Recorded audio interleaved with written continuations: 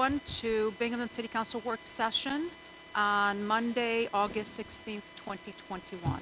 Please stand for the Pledge of Allegiance. Pledge allegiance to the flag of the United States of America and to the republic for which it stands, one nation, under God, indivisible, with liberty and justice for all.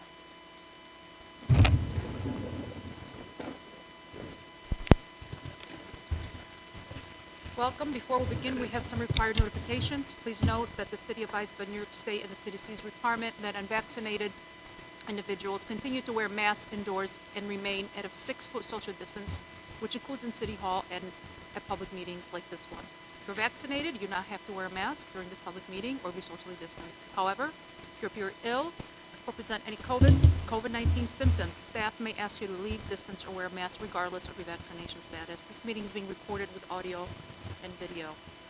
Roll call, please. Councilman Scaringi. Present. Councilwoman Riley. Present.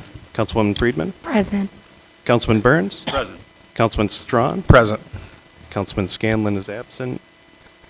And President Resnetti. Present. That's one absent Scanlon. Okay, thank you. So we're going to be starting off tonight with a discussion. We have, I believe, Mr. Dave Chase here tonight. Correct? Hi. How are you? I'm well. Good to see you. You're here to talk to us about plans for the Youth and Community Center, right?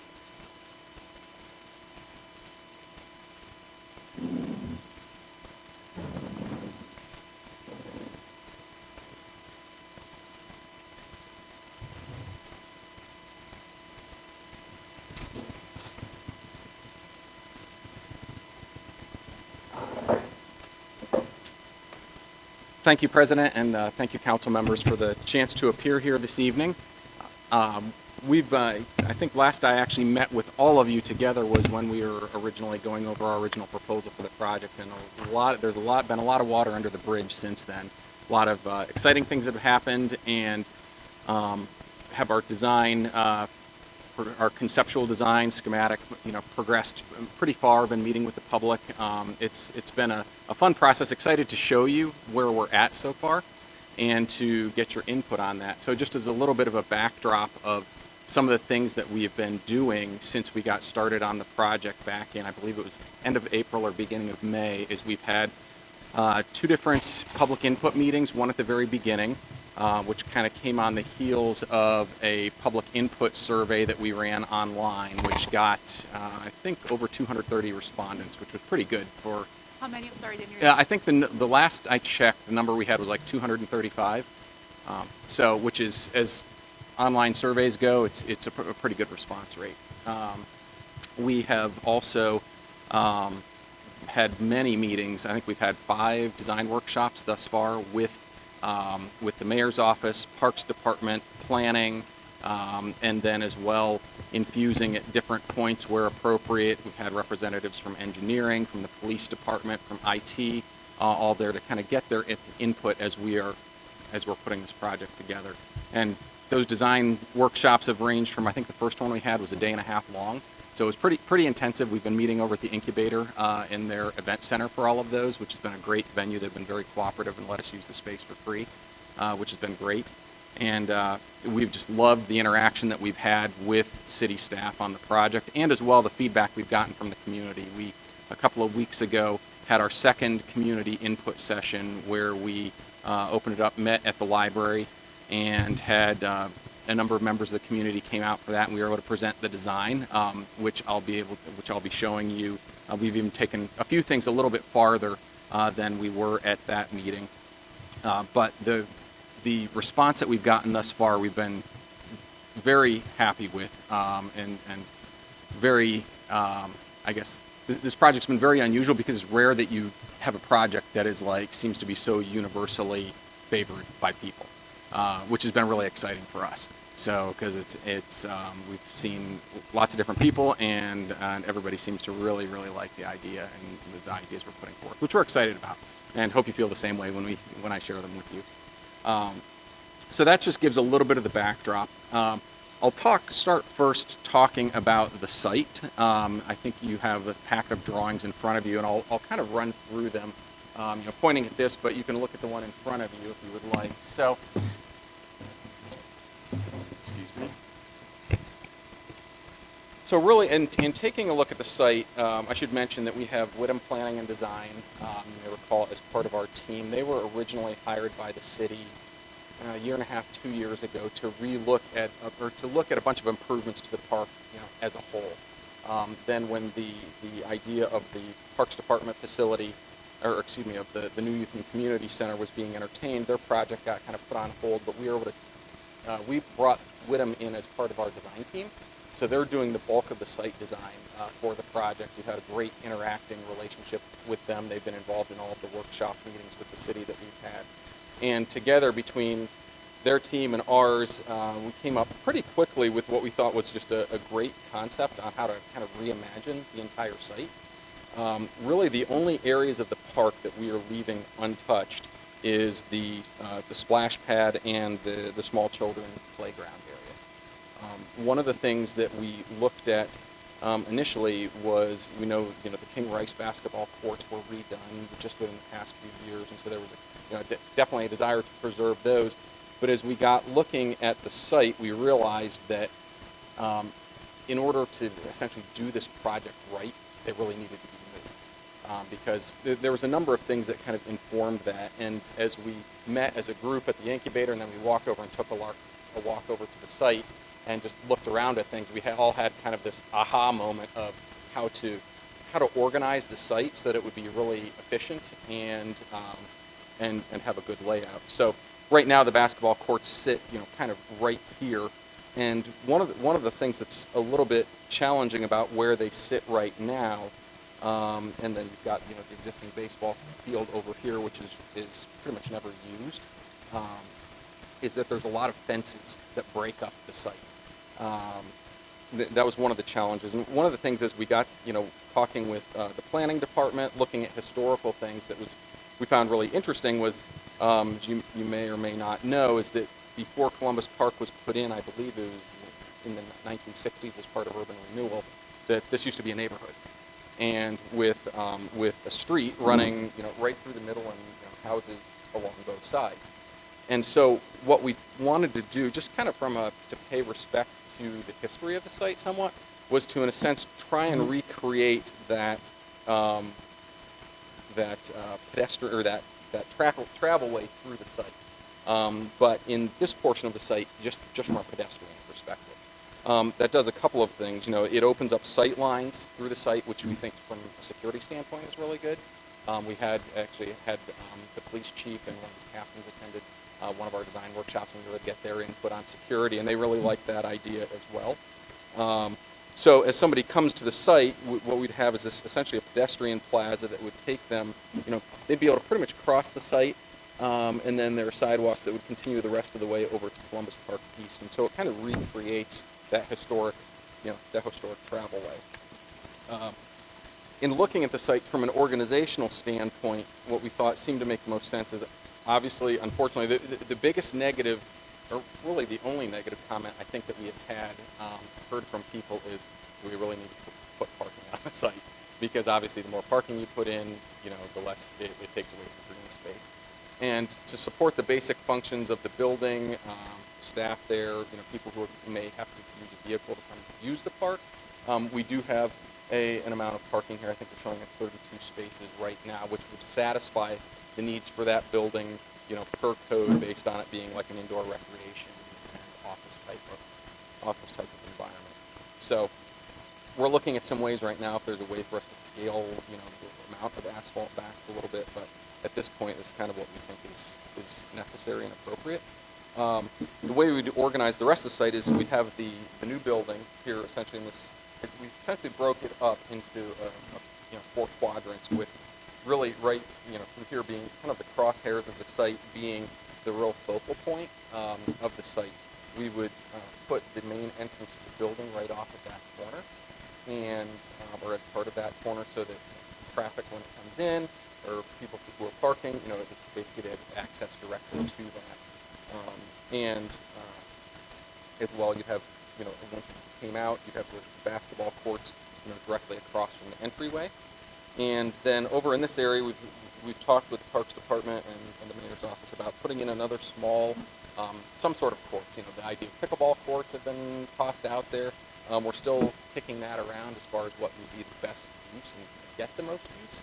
Because in all of this, we don't want to put in anything that's not going to be used by the community. So we've been trying to incorporate ideas we've heard from the community. One of the things even some of the youth who came to the last outreach meeting from Vines was they suggested they say, hey, we'd like a place to put a Gaga ball pit, if you know what one of those is. It's a game that kids, or that people set up. Kids love it. I know like the youth at our church, they play it every week and stuff. But basically, it's if you figure kind of like an octagonal structure with walls about the height of this table, and it's kind of like dodgeball within this, within this big area, and you just throw a whole bunch of kids in there. Kids love it. It's a lot of fun. So we're playing with some of those other ideas. Then over here in this area that's purple, or shown as purple, would be an older kids playground area, kind of like the 5, 12, 14. We're looking at Whittam's talking with the playground consultants on their team, looking at kind of like more of an adventure play kind of concept. So we're going to be meeting again next week with the City Council and the Parks Department planning to go over kind of some of the ideas for that area and other aspects of the site. So then kind of the final quadrant on the site is an open, basically just an open lawn area that people could go out there, play frisbee, do whatever they want. We thought it was important to preserve something like that. And one of the thoughts that we've had is, with the plaza area on the east side of the building, this area could even potentially be used for if the Parks Department would just put up some sort of inflatable screen or something like that. Have movies in the parking lot, or something along those lines. One other feature that we've looked at here is the idea is to put a walking fitness track all the way, around the perimeter, kind of this 4 square, the main part of the site, so that people could basically have do a certain number of laps and clock it a mile. So that basically summarizes the site aspect of things. One other thing I will mention, and then I want to kind of take a dive in and walk through the building layout that we've developed, which you can see, roughly here. So one of the things we're looking at is there's going to be a kitchen located in the northwest corner of the building, and that kitchen is going to have, the way I have it designed now, is to have concessions windows that one which will open to the interior hallway so that people using the inside of the facility want to come by, purchase a snack, something like that. If they're there for a basketball game, they can do that as well. Alongside the west portion of the building, there's some picnic tables out there now. That area will be essentially recreated like that with more picnic tables and have a concessions window, to the outside, so that mom or dad is sitting here, watching their kids on the splash pad. The kids come up, they need something to eat, something like that. They can just go right to the window and buy something there. As well on the building, feels important and necessary by code due to the proximity to the splash pad to have a couple of unisex bathrooms that are accessible from the outside, which staff could lock down at night. So, and that would replicate the function that's in the building that's there right now, which is going to need to come down. Basically, because it sits entirely within the footprint of the new building here. As far as the overall building goes, and I'll expound on it a little more as I get into it.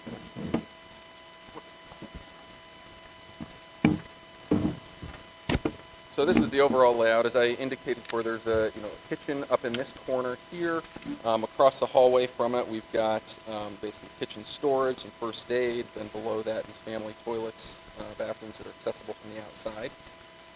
Then we have 3 multi-purpose rooms, which could be used for anything from a classroom to for teaching some sort, teaching different types of classes to Zumba classes or other things like that. Could be used for any variety of things.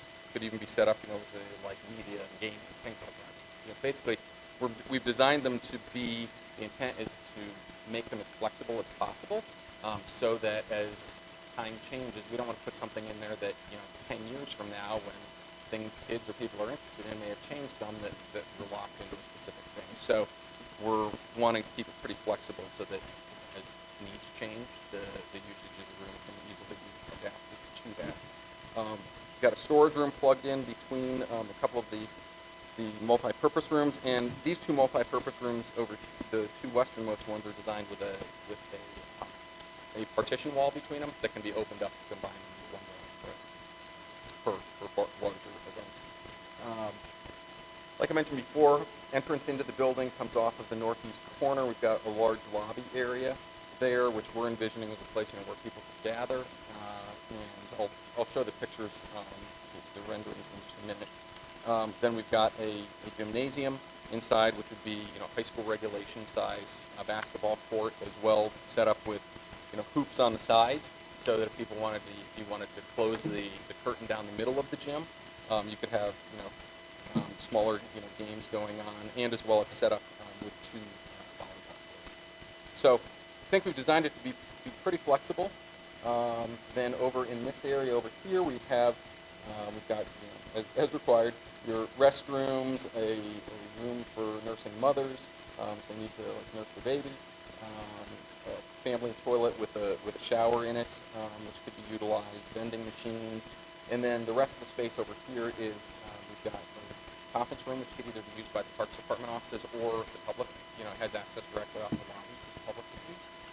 And then space for the Parks Department, to have their staff, particularly program staff that help them run summer programs. And the idea being, I think we have 3 offices in there, and then this open space that we've got shown there could be possibly thereabouts. And then we've got a fair amount of storage as well for Parks Department equipment, football gear, baseball gear, all sorts of things like that. So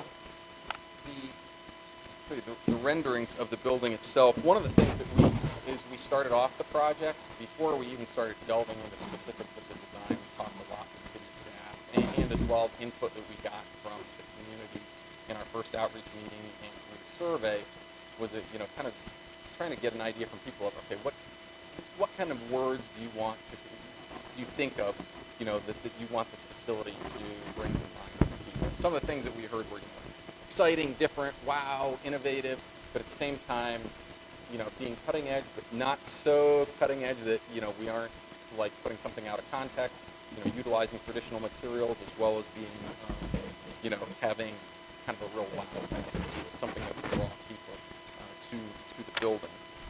So what we came up with is one of the things we tried to achieve, you can see in the exterior views here, was based on the placement of the building on the site. So with the main entrance being here in the northeast corner, we wanted to kind of configure the building such, particularly for pedestrians as they came in, that something to kind of draw them to where the entry to the building was, which is over here. So what we did is we really played with the angles on the front of the building, so that we've got basically the front wall angles back in while the overhang kind of angles out and rises up to create kind of this real prominent point right at the entry to the building and draws people to that location. Our lobby area, we've got a lot of glass in that, pretty much floor to high ceiling, to draw a lot of light into that. And then as well, once you come inside, these are some views inside the lobby area. We wanted to really make it bright, fun, interesting for people, and as well have a really good visibility into the gymnasium. So right there off of the lobby, there's large windows looking right into the gym. We've got a reception desk, that for the Parks Department, so somebody could man that as people are coming in, keep an eye on the comings and goings of things, as well, like an electronic billboard and a TV screen on the wall where things could be, notices could be put up about Parks Department events, and as well, programming in the building. And one of the things that we tried to do as well with the configuration of the building is, obviously, the tallest component of the building is the gymnasium. And so what we tried to do so that it wasn't so imposing on the site was push that towards the south, or kind of the backside of the building. And so that, what's seen from the front is more, this much nicer facade that's not quite as tall. A few more images just in looking, at the building. We're looking, here's a view of what we envision the indoor of the inside of the gymnasium looking like. A view down the hallway. And one of the things we have, like in different points along the hallway, we've got some seating down there, and then as well, further down the length of the hallway, some windows where people could sit. If kids are in there playing a game and mom or dad wants to sit out in the hallway and watch through the window, they can do that. There's also we also have some, movable bleachers that are in the gymnasium also. This is a view of one of the multi-purpose rooms, kind of shown with the walls opened up. And then this view here is basically you're looking into the corner of the doors into the Parks Department office, and then here, and then also that small conference reading room from the building. So that's basically the concept that we're looking at right now, and it's been very well received by everybody we've presented it to thus far, which has been very exciting. I also, the mayor had asked me to include in your packet kind of our latest cost estimate for the project, which, I didn't keep a copy of that in front of me here. But basically, the overall costs that we're estimating right now, we have a third-party cost estimator on our team that we've used to look at this. We're looking at, if my memory serves me correctly, the building itself, roughly $5 million, about $1.1 million for the site work, which would include all of the playground equipment, all of basically everything you see on the site as far as all the amenities that we're looking at. And then I think we had about $500,000 roughly of just contingency in there because of the stage that we're in. Things can change during design, and as well once you get into construction, you never know what you're going to run into. One of the things to that end, to try and reduce the unknown factor in that, we actually currently have a geotech firm is out there as we speak, well, not tonight, but yesterday, or today, tomorrow, is out there doing some borings on the site. To do a subsurface investigation that we need in order to design the foundations for the building. We're also having them try and figure out what we're going to run into when we start digging in the ground. We're anticipating we're probably going to run into some, existing or old house foundations, things like that, that we're going to have to contend with. So, and then as well, the estimate I gave you had our design fees, which included everything from, design, our fees for design, construction, geotech, the survey, the cost estimating, WITM's fees were all rolled into that number as well. Total for a total amount of which of like $7.2 million is where we're going to stand right now. So, okay, yeah, all right, yes. Thank you. Thank you so much. I You're welcome. appreciate all this information. I'm really excited about this project. Everything looks absolutely beautiful. I think there would be a lot of kids in our community just thrilled to be able to utilize this. Thank you for everything that you have done. I just a couple of quick questions.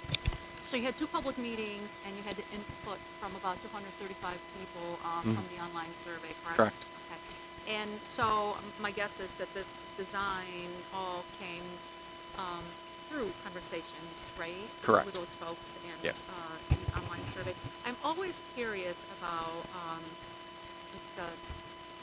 who's participating, especially age group. Right? Sure. Like, so when we're talking about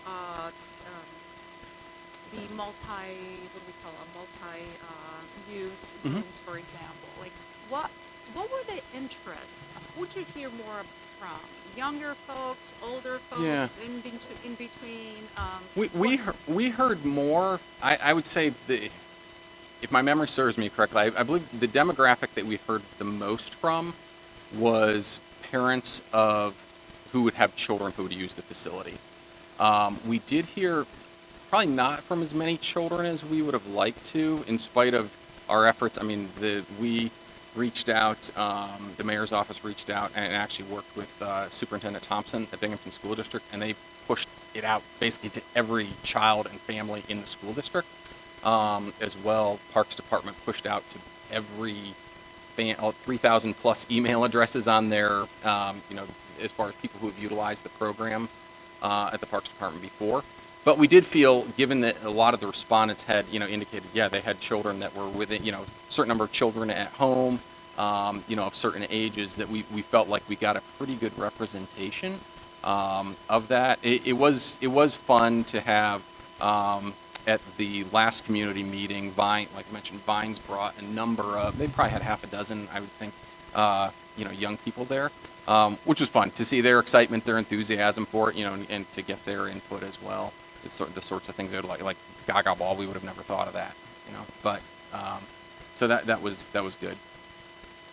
Real quick, and you probably mentioned it, you said something about a concession snack sort of area. And Yes. There's a kitchen area.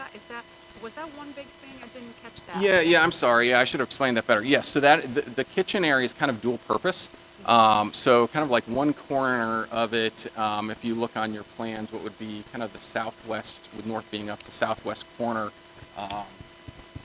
here, like this corner right here, was more focused on concessions. So you'd have a concessions window to the interior and then one here on the exterior. And then the rest of it, we have a kitchen consultant on our team, and we're still kind of playing with the layout of the rest of this. But yes, this is going to be set up as well to have the other functions so that it can be used for, like catered events, or if somebody wants to come in and say, have a community like spaghetti supper, something like that as a fundraiser, they could come in and use the space for that. Yeah. Great. Thank you so much. Mhm. Somebody have any questions? Mr. Rengi? Thank you, Madam President. Dave, thank you for coming down this evening. Yes, welcome. I have a few questions about what you discussed this evening, and I also have one funding mechanism related question, but if it's okay with you, Madam President, I'll save that one until the end because I know that might be a little in depth. So you said with the survey that you sent out to elicit public input, so you have 235 Yes. respondents. Mhm. Is that still publicly available? It is. Yes. How much longer? We're leaving it open for the duration of the project. Okay. Because with a city with 45,000 people, if you want to get, like I'm scrubbing numbers roughly in my head, but like to at least achieve like 90% confidence of the results, you probably want to get there. That's somewhere up between like 350 and 370 at least, and that's still like a 4% margin of error. So that's good to hear that that'll still be available.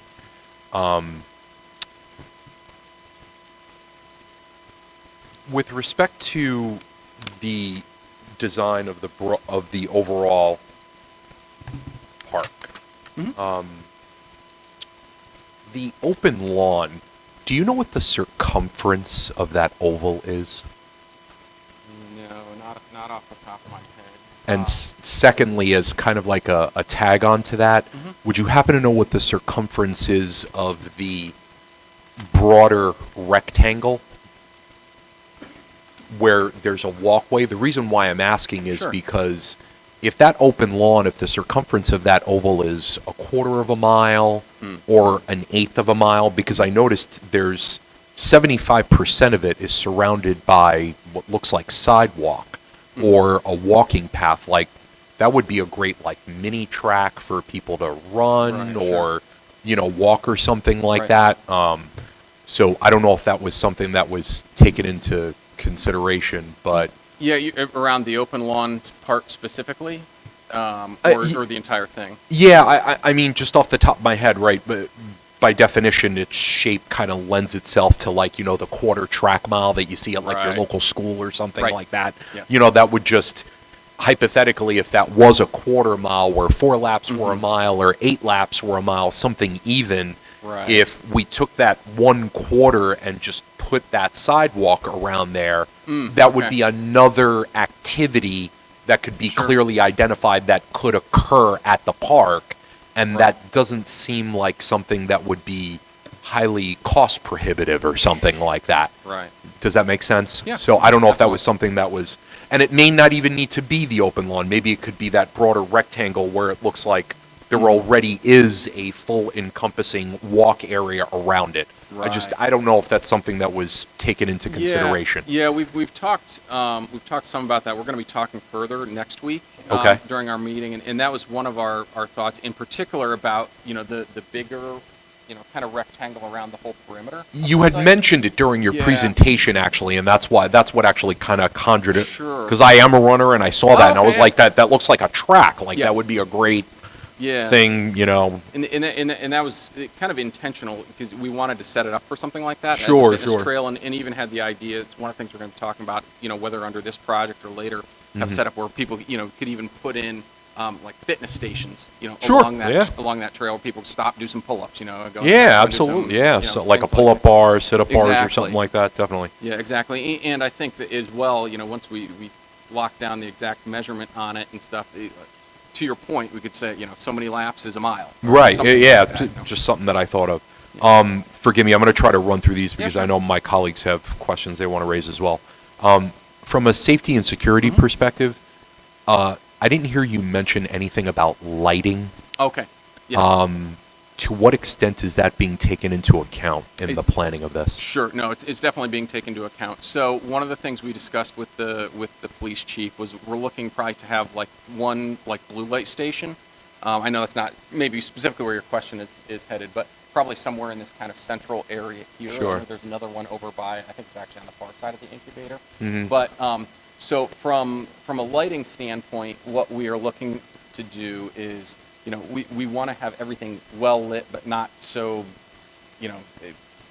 not so much that it creates, Blinding lights for someone that lives in a home a block away. Exactly. No, that's a very legitimate point. Exactly. So the entire, we're anticipating, all the perimeter of the building will be lit, but we're going to be using like, downcast fixtures, Okay. like dark sky type of fixtures, and definitely want the full perimeter of the building lit. What we're looking at along this kind of this plaza through here is kind of like pedestrian scale street lights. Mhm. To keep that well lit, the basketball courts will have lights, but those will be on like a switch or timer, Right. that's lockable. So because obviously they so that the parks department, if they want, they can turn at nighttime if there's specific programmed games, can have it turned on, but they don't want it being on at 2:00 in the morning, just people just going out and shooting hoops in the middle of the night. So Right. but yes, lighting definitely. We want to make sure everything is well lit, but at an appropriate scale. Because I know just that security is, and it's one of the things that we as we were looking at this, why we felt it important to bring Yep. bring the police department in to get their Absolutely. take on things.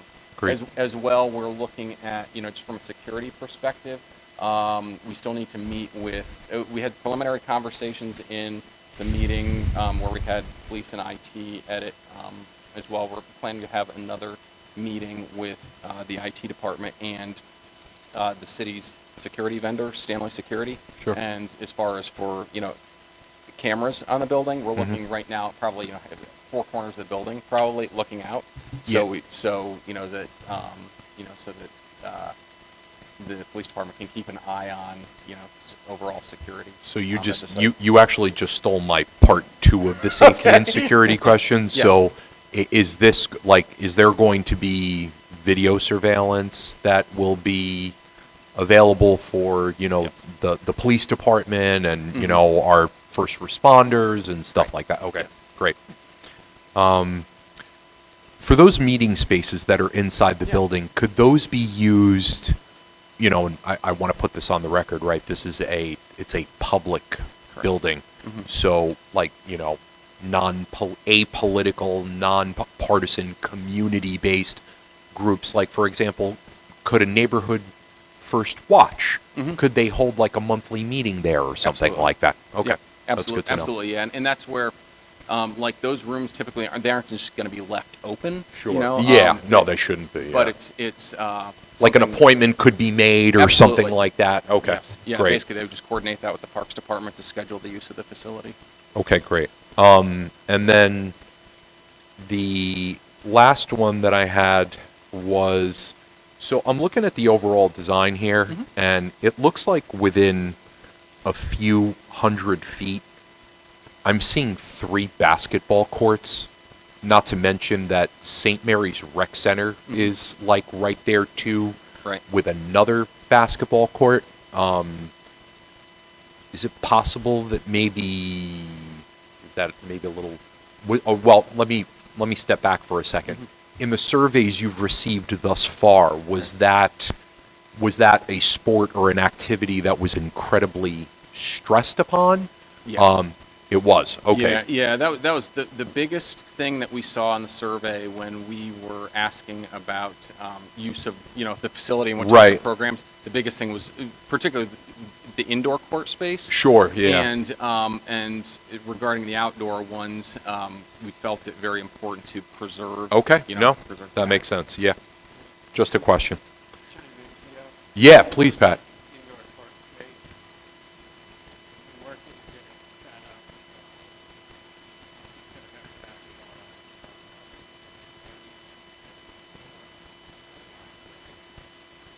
have I was actually more specifically referring to like one of the outdoor ones, not the indoor. But if that was like the main requested activity, then definitely that should be. I don't mean to Go ahead. interrupt, but if you could speak into the microphone, otherwise it's hard for, Oh. you can't hear on the video recording. Sorry. No, you're okay. Just what I said to Gio was we've been working as the Parks Department with David to make sure that indoor space is flexible and multi-use for a wide variety of Definitely. not just basketball, volleyball. No, that's great. Thank you, Pat, for that. And with the exception of the funding-based question, which I'll hold to the end, I'm done. Thank you, Madam President. Thank you, Dave. You're welcome. Thank you, Madam President. So, thank you for coming. I'm not sick. I just lost my voice, so please bear with me. I apologize. So, thank you for coming and providing that detailed explanation and plan. I also have a few questions. Sure. The first one is about the quadrant layout. So I know you said that there was a desire to preserve the basketball courts because they had just been redone, but they have to be moved. And I'm wondering, first of all, logistically, how is that done? Are you physically moving the courts, or are you just like No, scrapping them and then just Yeah, we'll be- redoing them? We'll be scrapping them. We're looking to the existing hoops, and post and backboards. We're looking to probably reuse those, and just relocate those. But yeah, we'll have to pretty much remove the existing courts that are there and build new ones. Okay, and since I'm not a designer, can you explain why that would be necessary rather than just flipping those two quadrants around? So the building would be on the upper, I guess, the northwest quadrant? You mean and like leave the courts where they are? Yeah. Yeah, unfortunately, I don't have an existing site plan with me, but if so, on the site, and this will be fairly rough, but where those courts sit is they're actually turned this way, so they actually occupy. So if you take this footprint and basically spin it, they kind of sit like this. So it pretty much blocks. Actually, the existing building is here, so it sits more like this right here. So where they are, it pretty much, there's not enough room to squeeze the building in here if they were left in place, even with the demolition of that existing building. And up on this side, it's definitely, they actually come probably over to about here on the site, so there really isn't room to do that. Okay, so they're, instead of the quadrant, they're sort of straddling Yeah. the quadrants there. Yes, they are. Okay. So in terms of, I don't know if you would be able to answer this question, but I'm thinking about the staffing of the building Mhm. and specifically who would be there, and would the use of the building by the community be restricted to hours during which there's a paid staff person?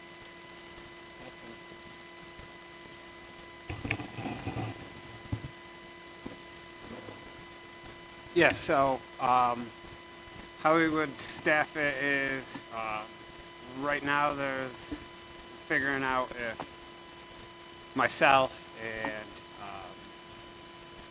the commissioner would be over there, or if we would stay here and the rest of the rec staff just over there. That'll kind of time to tell. 'Cause we're sitting on top of each other upstairs right now. But ideally, it would be we would have paid staff there at all times the building's open.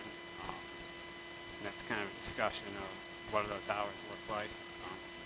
Had some ideas. And then we would make the room space, available outside of the parks programming to the public to reserve room space and things like that. And do you predict that would be a newly hired person or somebody who already works for the Parks Department? Yes, we're predicting it would be some newly hired recreation staff. Okay, and that would be a new position? Yes. Okay. And so you're also still figuring out what, the opening hours to the public? Yes. As in let's say if the building is open 9 to 5, for example, and just again, as an example, if I as a city council person wanted to hold the North Side Assembly meetings in there outside of those hours, would I be able to do that? Yes. Would it have to be? Yep, we would. Accommodate. And we would be definitely not 9 to 5 hours. It would be skewed more towards evening time. Yeah, okay, especially during the school year. Yeah. Okay. Now thank you. Okay, so I wanted to follow up on Councilman Skunji's questions about the security. I did want to, well, let me ask you, have there been any ideas or thoughts from the community about their ideas of security? What would make people feel safe? Right. Yeah. Yeah. Lighting was one of the big things. That was probably the biggest comment that we heard. Just to make sure everything was well lit. I think one of the things that we're hoping as well is by really transforming this site, just by virtue of we got a well lit, nice new building, that it helps to deter crime. But I'd say just from the community, lighting was definitely the biggest aspect. Okay. And I if I could add a comment, I did want to push back against the idea of having a blue light there, given the fact that this is specifically located in a community that is typically, underserved. That's why we chose this site. And underserved meaning, lower socioeconomic status. And these are communities that are often over-policed. And I don't believe that, I think that if you were to implement a blue light, you would receive a lot of pushback from the residents of that area.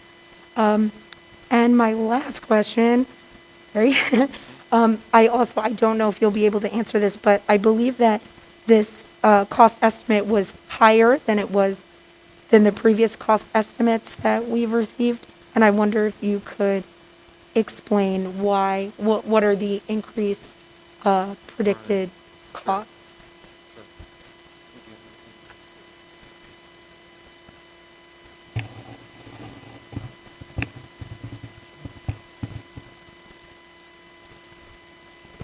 So I believe you're referring probably to the news release that we sent out that gave, over a year ago when we were estimating the building would probably cost between $4 and $5 million.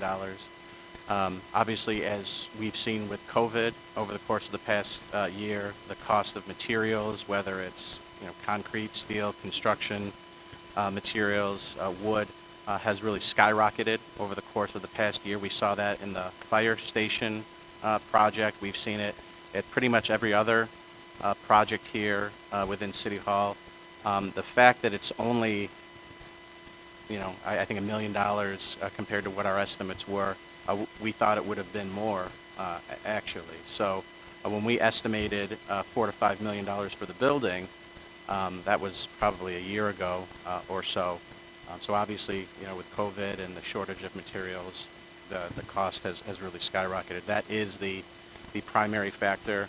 I believe at one of the meetings we estimated maybe the building would be $4 to $5 million. Maybe the park improvements itself would be around $500,000. So as we've seen right now, the park improvements itself are double that, $1 million or $1.1 million is what Dave said.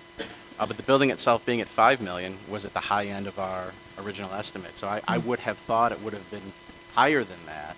So we were actually pleasantly surprised on the building estimate. We were a little bit surprised on the park improvement component of it as well. And I think part of on the park improvement side of things, partly what drove that was I think back when or the city was originally looking, correct me Mayor if I'm wrong, but I think when the city was originally looking at just doing some park improvements, we were looking at roughly $500,000 then. And now with us actually having to go in with putting the building on, instead of just doing some improvements to the park, we're also adding a parking lot, we're relocating the basketball courts. There's a number of other things that are happening on the site, than were originally intended in that old, in the original park improvements project. We've significantly expanded the scope. Yes. So we've done. All right, thank you. Councilwoman Riley? Good evening. Thank you for being here and providing these plans. They look very good. I do have a few questions. I'm not sure if you, Mayor, or Pat, or someone can add to assist me. First, before we go forward, anyone can answer this one. What is the road that is leading into the parking lot? Is that a newly constructed road? No, that is over on the far left side. So that is Columbus Park East, right here. So this is St. Mary's right here, and basically that road comes right now, and it stops right at the boundary. Yeah, it comes off of Fayette Street. Okay, thank you for that. So we know that there have been concerns about our city's ability to support sports, particularly for the youth. Is it possible? I know we are working on some things with the school district to use their properties and their spaces. However, for the open lawn area, have we considered a lacrosse/soccer field so that we can expand those options to our park and our residents? I don't believe that is a big enough space. Oh, it's not. Okay. We never got the dimensions Right. when asked, so I'm just going by this. So, Yeah, that's, because that is a concern, as you know, Pat, and you've heard lately that for us to be competitive, we want to expand our offerings at an earlier age. Yep. If we have park-owned space, park-owned land, we can control the offerings and the various programs. So if we have any space that we can expand and or alter, I think that is one of the areas, one of the sports particularly, that we usually rely on BCSD for, and it would give us more flexibility. Yes. Rotate what, Mayor?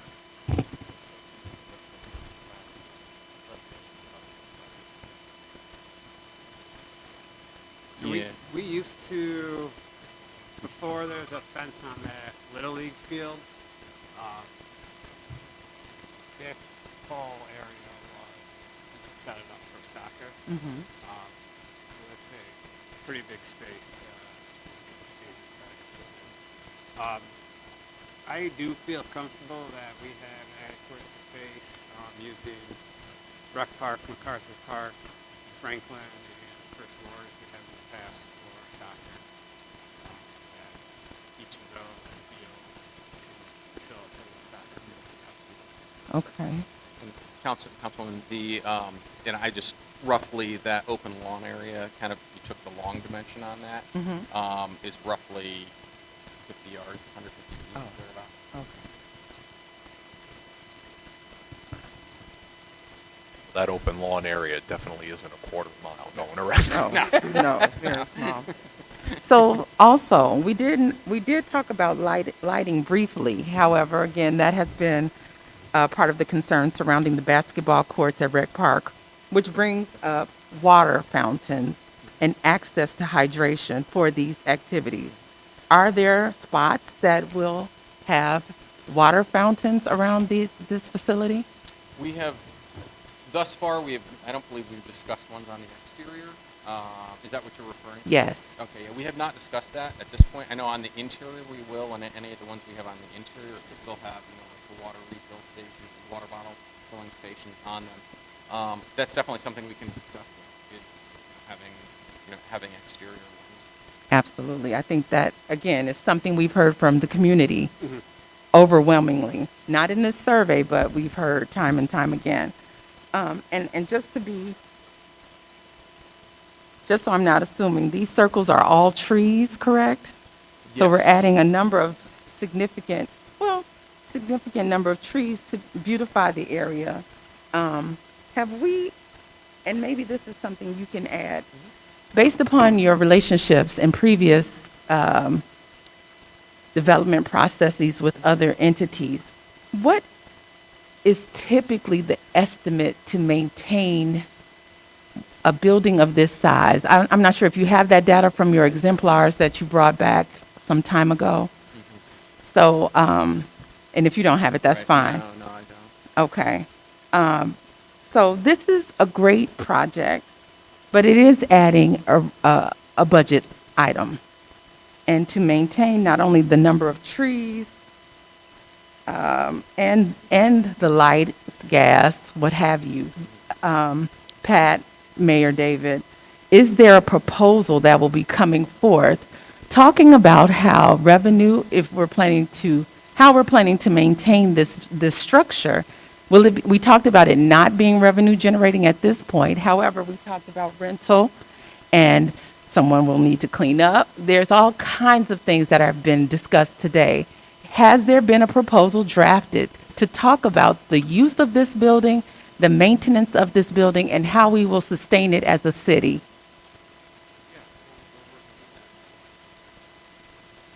You said it will come down to, I couldn't hear you. Say it on the mic. Yeah, I mean, obviously, we've been having those conversations, and, we will be bringing something down to council at the appropriate time. Based upon your conversations, are we able to sustain this without an undue, unplanned burden on the taxpayers at this point? Well, this facility is no different than any other department, at City Hall.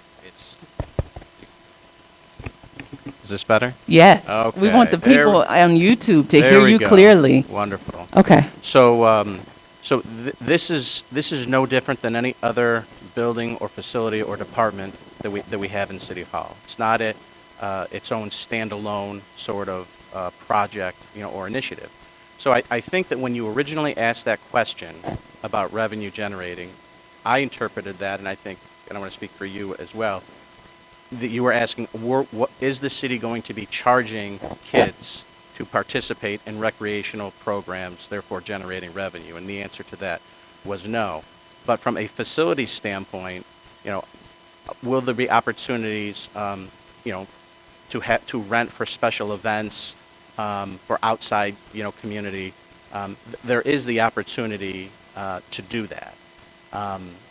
Many community centers in general have, formulas where, a certain amount of revenue comes in from outside use, the, general operational cost, et cetera. Obviously, we have to work on a staffing plan and how that's being funded. The Parks Department has put together several options, and we're continuing to kind of fine-tune that. I had said when you brought that up, either last year or the year before, whenever we had that conversation, that I would look at utilizing CDBG funding, so that it is not an additional burden for our tax budget, or some combination, right? There's some flexibility of that. So we're fine-tuning that as we move forward on a tandem track with this capital expenditure.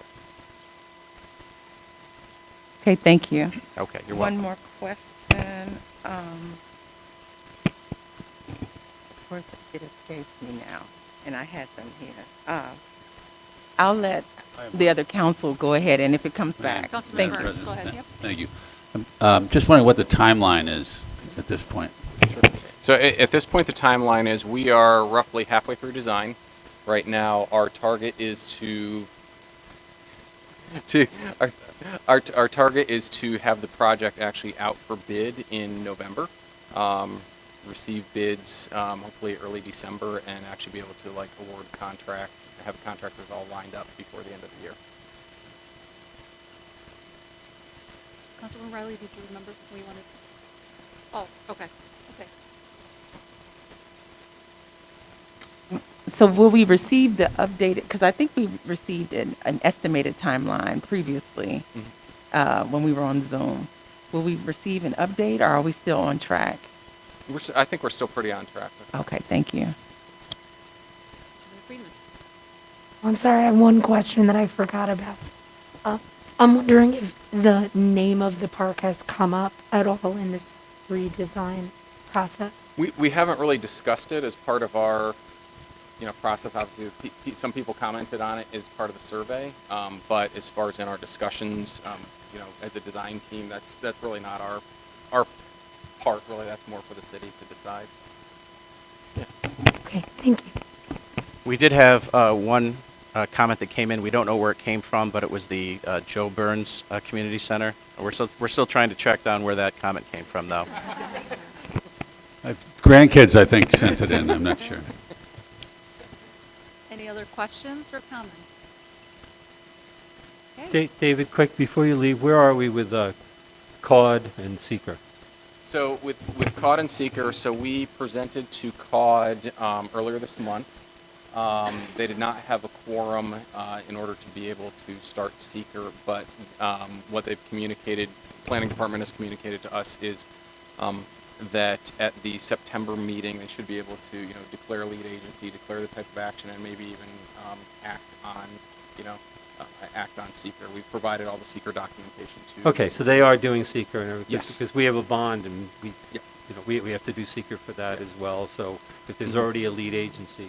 Yes, yeah, the intention is for them to be lead agency. We also presented to the planning board or planning Okay. commission last week, since they will be basically, they giving their comments, or I think have given their comments to COD, Okay. and they were all extremely favorable to it. Thank you. Thank you very much. All right, thank you. So we're going to move on to RL 21-171, and I think, Jared, is that you? The bond ordinance for the community center? Well, Chuck, sorry, okay. Just for a second, in case any questions come up. So, really, you already touched base on the bond, right? So the slide in the breakdown, where that money was coming from to get you to that 7.2 million. So basically, we were, and this is really, up for discussion, but we were proposing breaking it down as using, $3 million from the ARPA funds, the $1.1 million from our Community Development Block Grant Fund that has already been allocated over the past 2 years, and then the difference would come from bonding, which is approximately 3.1 million. We as you know, we always have kind of a tripod approach or a dual approach where we try to utilize as much grant funding as possible to not overburden the taxpayers, the local taxpayers from our property taxes, obviously, which pays for our bonds. That's how we proposed it, but we're certainly open to a discussion on it. Any questions? Councilwoman Freeman? Madam President, I should preface that by saying, the lost revenue portion of the ARPA funds. okay, I was just about to ask for Okay. clarification on that. I'm sorry, I'm taking notes. I am admittedly a little bit confused as to how this project would apply under lost revenue funds with ARPA, given the fact that this is not a revenue-generating project. I mean, basically under lost revenue, it's any eligible government expenses. But if you want to elaborate, check on that. The 12 million basically goes back into fund balance. It gives you the availability to use it on different projects. If it's a government based project such as this. I'm still a little bit lost. I just am confused as to So we moved the $12 million from the ARPA into the general fund, then it can be spent on anything that we want. Anything that council approves. So, Right, except for pensions or building up fund balances and stuff like that, paying off debt, things of that nature, it does So not the- qualify for. the 6 or so bullet points of things that the ARPA funds can be spent on no longer apply. Once we move the money into the general fund, we can just use it. That's basically true. Okay. I'm a little bit skeptical. I'm going to be honest with you. I just, I am still not understanding the connection about, how this moving $3 million from ARPA funds will help us recover from COVID as a city.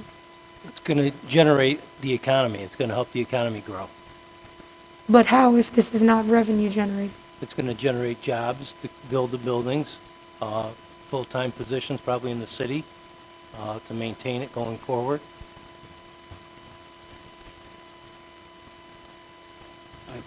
I have a question. Okay. And I'm wondering why, yeah, well, okay. I have to organize my thoughts. Thank you. So, can I have a question? Yes, go ahead. Yeah, thank you, Chuck. So, we're saying that the revenue lost, we're taking out of the COVID funds to give the city back for revenue loss, correct? That's the $12 million. Correct. And now we're going to use that money for this building. So if the revenue was lost, isn't the revenue still lost then? If we're using this revenue lost money, I thought we were supposed to pay back money that we lost that was in COVID. So wouldn't that just make us whole back to our original budget? So Not necessarily. I mean, that's how it sounds, but that's not necessarily how it was written. how the COVID laws are written, you mean? Right. They have a formula that generates how much money you can calculate at lost revenue. They did 4.1% growth. We're nowhere near 4.1% growth, okay? So that's giving you 4.1% on all your revenue, pretty much. So from a budgetary perspective, I think it's also important to note that lost revenue does not equate to allocated lost revenue as well. And the other aspect of it is the city did a very good job, and I'll defend every department here, of trying to minimize the expenses last year when we didn't know what it looked like. We didn't know what our revenue was going to be. We didn't know what 2021 was going to bring. And most departments, I'd probably say every single one, found ways to save money that benefited every city resident. Instead of losing, I agree. I think our fund balance went down about $1 million compared to going down, $3 or $4 million in the general fund. Okay, so just while we're on that subject, so if we are down $1 million in the fund balance, $3 million in the general fund, but we're saying that we're taking $12 million out of the COVID relief fund to pay back $4 million.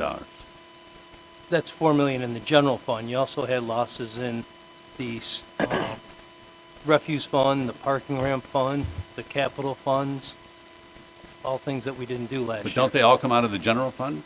No. No, each of them have their own separate. Okay. I can call our consultant from Bonadio. He's available if you guys want to talk to him and ask him questions. Can I say something? That'd be great. I mean, I love the city being whole. Don't get me wrong. Yeah. Well, my thoughts or comments are that, because I'm dealing with some of this stuff, on my, my day job. Some of these federal monies are, this whole concept of economic uncertainty, we're using an analytical approach to the lost revenue So that helps the city, the fiscal strength of the city coming out of that is part of the idea of using an analytical approach to the lost revenue, not just a book approach, right? So once we convert that, that's why I asked Chuck last week and he confirmed that we still have control of that. But let's say we had talked about the community center before. If we are able to fund a huge chunk of that and not pay interest on that and not burden the taxpayers with that part of that project, that creates a general fiscal strength to the city ongoing for years, say 20 years. Correct? So it's part of the idea of the uncertainty that we faced for the city as an entity, let's say, is part of the reason that they gave that analytical approach to that money. And if we use it wisely, that can benefit the whole city. Is that correct? That's Would that correct, be Phil. like a conceptually? Because that's the way I'm looking at it, even other things that I'm doing, that as they broaden this approach, that you are able to use it for different things that create what the uncertainty moving forward. It helps mitigate that as Yes. well. And the important aspect here is this money is going to all the different communities to generate their economies. Right. They don't want it to go in a savings account and just sit in a bank. They want the money to be spent so it can be used multiple times. Example being, you're building this building, you're going to be paying people salaries. They're going to take that money, they're going to spend it and do something else. So it's going to grow over and over and over again, which should help the city of Binghamton. They don't want it to go sitting in our bank account getting 2% interest or less.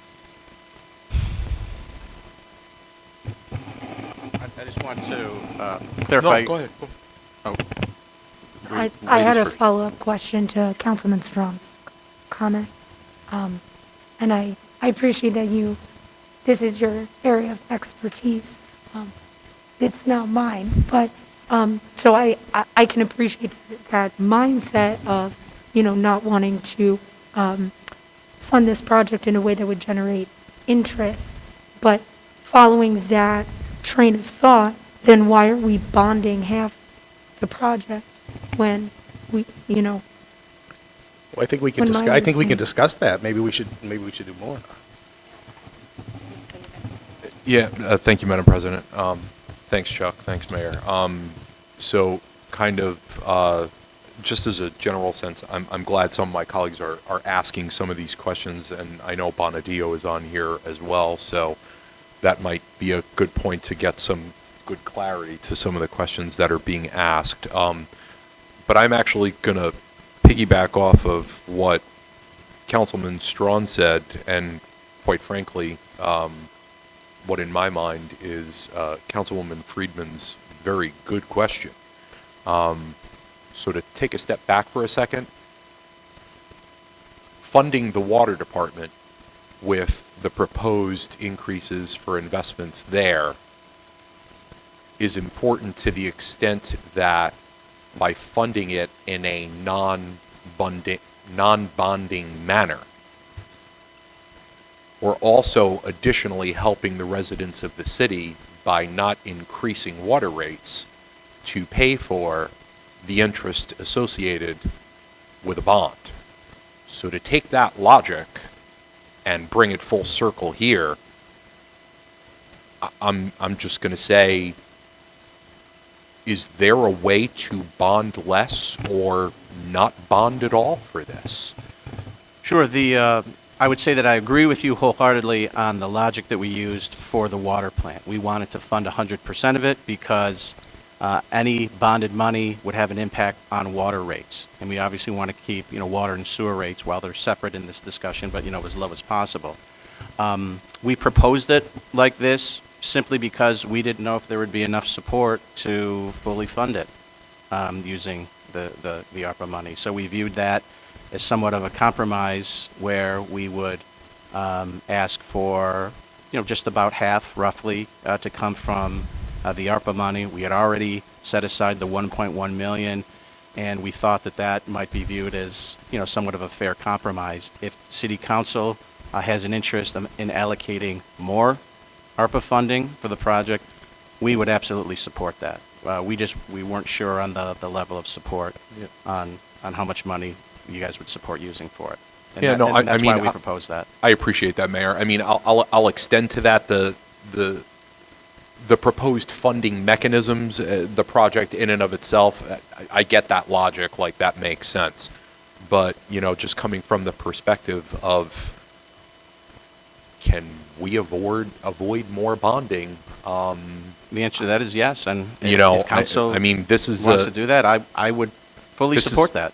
This is something I hear a lot from the constituents that I represent, but I just wanted to put that out there and see what people's thoughts were. But thank you, Mayor. Council President Resnick, if I could just make, Councilman Burns had made a comment that I thought was important, that I just want to make sure that he got the answer to that question, about making ourselves whole.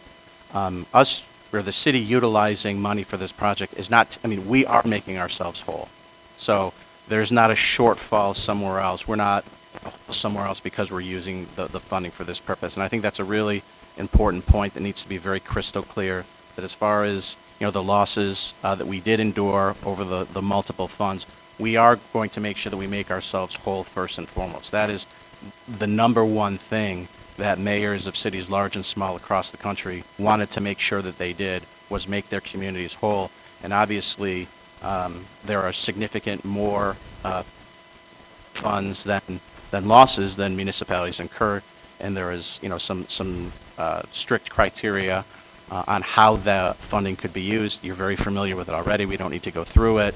But they did want to provide some mechanism for flexibility for areas that didn't fall under the specified criteria of the funds in the Treasury Department, and that, the revenue loss or offset was that mechanism. And that formula was an analytic formula, as Councilman Scaringi was talking about. It's not, an actual, but a analytical formula. I just think- Formulaic. Formulaic, and I think it's important for that just to be mentioned.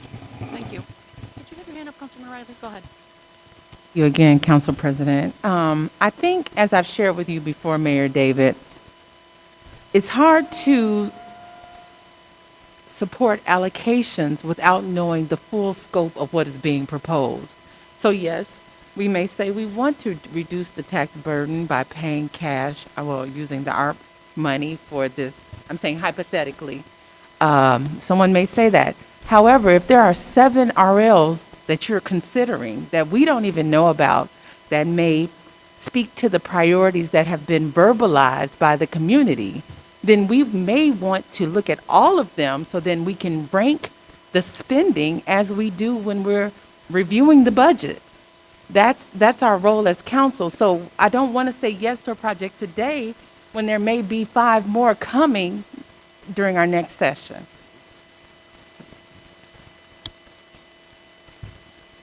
I have one more question. The 23 million that we've gotten, this is not that building, it's just the 23 million in general. So, adding up, we're getting $12 million for funds lost. Then we have I think it's 5 million for the water and sewer.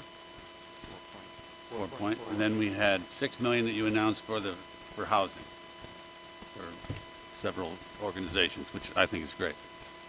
But that adds up to 23 million. So is there any chance that we're going to somehow be borrowing against the next $23 million that we haven't received yet? So that's a good question, and I know we're bouncing a little bit on the agenda here because the affordable housing is an item that's on the agenda as well, but I want to answer your question. And so when we made the suggestion or proposal about the 6 million, the way I was looking at it was 3 million out of the first half, 3 million out of the second half. That said, any RL still has to come before City Council to spend the money. We're not making $6 million worth of proposals today. That was a benchmark, a suggested number out of the overall 40 plus $1 million allocation. Out of the 3 million that we were proposing out of the first half, you've already voted on RLs for 2 projects, one for the First Ward Action Council and one for opportunities for Broome and Shenango. So we were including those as part of our 3 million allocation. So out of that, that leaves about 2.3 million and change out of the first 24 million. And so our thought was that maybe city council members would like to come up with some ideas on where some of that money should go to. I'm still working with other developers who want to do workforce housing or affordable housing projects, and I envision that they're going to come to us for, requests at some point. So the ARPA funding is one source of funding. As you know, we also have the home money, which there's still hundreds of thousands of dollars available. That's an eligible use for affordable housing as well. And of course, you have obviously the second $23+ million. So I would hope that maybe at some point city council members would say either we have some existing programs, which we do through our housing department, that we should allocate more money. You may want to propose new programs, or you may have your own ideas, and this is an opportunity for us to say, okay, at least we're going to start allocating portions of money, and council members can have some input or say on where they want to see that to go.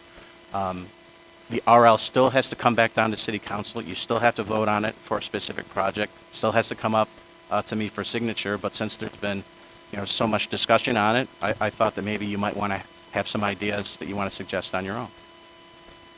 Thank you. Thank you, Madam President.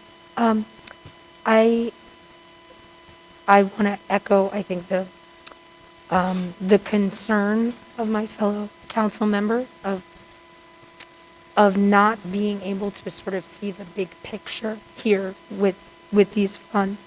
I think it's not lost on any of us that this is a once-in-a-lifetime opportunity for the city of Binghamton. And, I was surprised to hear the proposal that this new rec center would be using ARPA funds as an example. And I was wondering if you could commit to giving us and, making it public an overall plan for where, what is your vision? Because I appreciate the sentiment that city council can propose things, but the way that it often goes is that we are, we get legislation on our desk with proposed uses, and to be approving it piecemeal doesn't feel like the most responsible thing for us to do. So my question is, can you commit to giving us a sort of overall vision or overall plan for these $23 million? So, Councilwoman Friedman, if we didn't, where did you think that the money would come from for the rec center if we didn't? Because you said you were surprised to hear that we were thinking about ARPA funding for. Was your thought that we would just, borrow or bond totally for it? Well, I'm just asking as a question. right. It's a good question, and I hadn't given thought to the specifics of it. Okay. I wouldn't have been surprised to hear that we would bond for the whole thing. I wouldn't have been surprised to hear that, you would have suggested maybe using the money in the fund balance. The ARPA money is a reach to me for this to be an applicable use of that funding. That just seems like we are, I can't think of the word, but that we're sort of really finagling this. And I understand the, not wanting to bond because that accrues interest, but this, when I talk to my constituents, nobody has said that this would be something that would really help them, My suggestion would be, maybe it's tonight, maybe it's in the next work session, but this is why one of the primary reasons why we have hired, the outside, firm, Bonadino. We know from, I don't want to do this piecemeal, but everything that we submit down, I mean, we know what's eligible and what's not eligible. I have these conversations with the New York Conference of Mayors, the U.S. Conference of Mayors, our consultants, like, and I think that instead of maybe hearing it from Chuck and I, maybe you want to hear it directly from, our independent, I guess, well, we're paying them, but they're outside, firm that we've hired that is because they're intimately familiar with, what you can and can't do, especially with the revenue offset. Because I understand what you're saying, but, we've done the due diligence. We know, and you might feel more comfortable talking, directly, to them to answer to answer those sorts of questions, and that might be a good idea, and maybe after our discussions, we go through, because we have multiple RLs tonight having to do with the ARPA funds. Maybe after we go up through all those, then you get them on speakerphone so they can ask every topic at once as opposed to just, individual ones. Well, I think there's, and this is maybe my fault, that there's sort of two different concerns. I think one is using the ARPA funds for the youth center. The other is the overall plan, right? The big picture, where we. Well, I do have a vision, right? So as you indicated, I do keep sending down RLs and how we want to allocate this money. So if you'd like us to put together a list of, here's what we've presented so far, here's, what's left. I mean, I don't see any problem doing that. Absolutely. I know my constituents have contacted me about, wanting to see the sort of big picture. Sorry, go ahead. You good? Yes, thank you. I see that Councilman Swearingen has hand up, and then I believe it was you, Councilman Strong. Thank you, Madam President. Just so these are all good questions and points that have been made up. So if I can make two suggestions, Madam President, if it's possible, maybe at our next work session, if we can get maybe a direct line with Bonadio, so some of these good questions can actually be answered, so the professional that we've hired to consult with can actually provide legitimate answers to these questions of,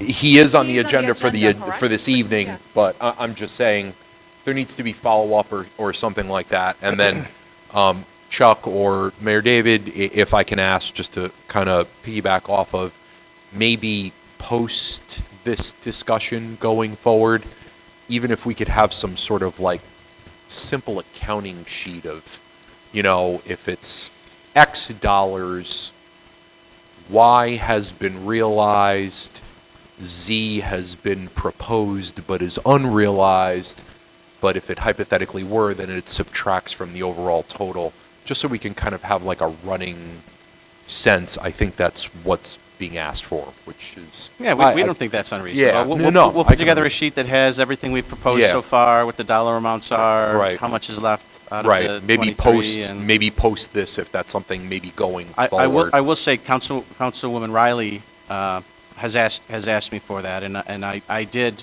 in our phone conversation say that I would do the best that I could to accommodate your request. You did ask me for that, so we'll give that one to you. Okay, thank you. Thank you. Councilman Strong. Just real quick, and I know in respect to the other people on the agenda, maybe we should just pigeonhole Bonadio for, the next time or whatever, or not. But I just wanted to say that I agree. I mean, I'm good with numbers, but I think having a look at that, I don't think is a bad idea, just to see the bigger, and to see, not that we each have an allocation for our districts, but to see what would that look like if there's a contingency, what kind of things might we look at if we talk to our areas. So I think that is a good idea, just to give us an overall and to give the people. And the last comment, it was kind of the same comment I had before, but I think we're kind of beating around the bush a little bit. I think the mayor just said, and I agree, the Treasury regulations are specifically allowing for this for flexibility. And I think every municipality is going to look at it differently. But, the way I look at it, if somebody from the Treasury that made these rules, sometimes I don't agree with, I work with the IRS all the time in my other capacities and stuff like that. Sometimes the rules drive me crazy. In this situation, I think by them giving the flexibility and using the analytical approach, I think if you said to them, then the city of Binghamton is thinking about doing something that can help our children and our families and our community, I think that they'd say, yeah, that's exactly what we had in mind. Now, City of Albany might be different. Syracuse might be different. But by giving us that flexibility in the analytical approach, I think they would say that that idea for us is exactly what they had in mind when you pull some of those monies. It's, when I say exactly, for us it might be exactly, it might not be the same for everybody. But that is exactly what they had in mind for the use of these funds, what can help the city, what can help the community, what can help your city as a whole. And they can't outline everything with the money, so this was their mechanism to give municipalities that flexibility. So I would make the argument that for us, that's exactly what it's intended for. Because once we're converting it from ARPA to general, and then we still have control of it to say now what's best for us as a city. And if by not bonding it in future years out, paying several $100,000s a year in payments, will also not help just us, but it'll help future mayors, it'll help future councils, it'll help the whole city as a whole, not just now, but for years to come. And I also agree, one last thing with Councilman Riley, I would like to work with you guys and Pat on, because we're working with the Southern Tier Community Center over in Endicott, and it is a blend of when do you give the space, when do you donate the space, when do you charge for the space, odd hours, what do you use it for? Do you use it for birthday parties? Do you use it for, there's a whole bunch of things that we could do. Is it programming? Is it community? If somebody wants a meeting, should we charge them for that if it's at noon? Should we charge them for it if it's 9 o'clock at night? There's a whole bunch of things, and I'd love to work with you guys to do that as we develop the fee schedule and the budget to make it make sense, so it's not ridiculous facility use fees, but then maybe we fund that person that's, those extra people that have to be there in odd hours at a minimal cost. So I just think that all those conversations are going to be good ones moving forward. Thank you. Madam President, really quickly, just one more thing. I Okay. apologize. Well- Chuck, just as a reminder to these overall good points, right? The Biden administration actually changed that analytical approach, didn't they? For this specific purpose of flexibility, right? The formula was not the same as it was originally, right? Can't answer that for sure, Gio, but I know that it's constantly changing. Yeah, no, yeah, because I think that 4.1% barometer, I don't believe that was the original number. So I think even, the reason why I'm bringing it up from the top down, I mean, forget even spirit, but the actual intent is kind of speaking to that additional flexibility as it relates to how it individually impacts us. Thank you. Thank you, Madam President. Okay, thank you very much. Let's move on to RL 21-172. Oh, we're still up there.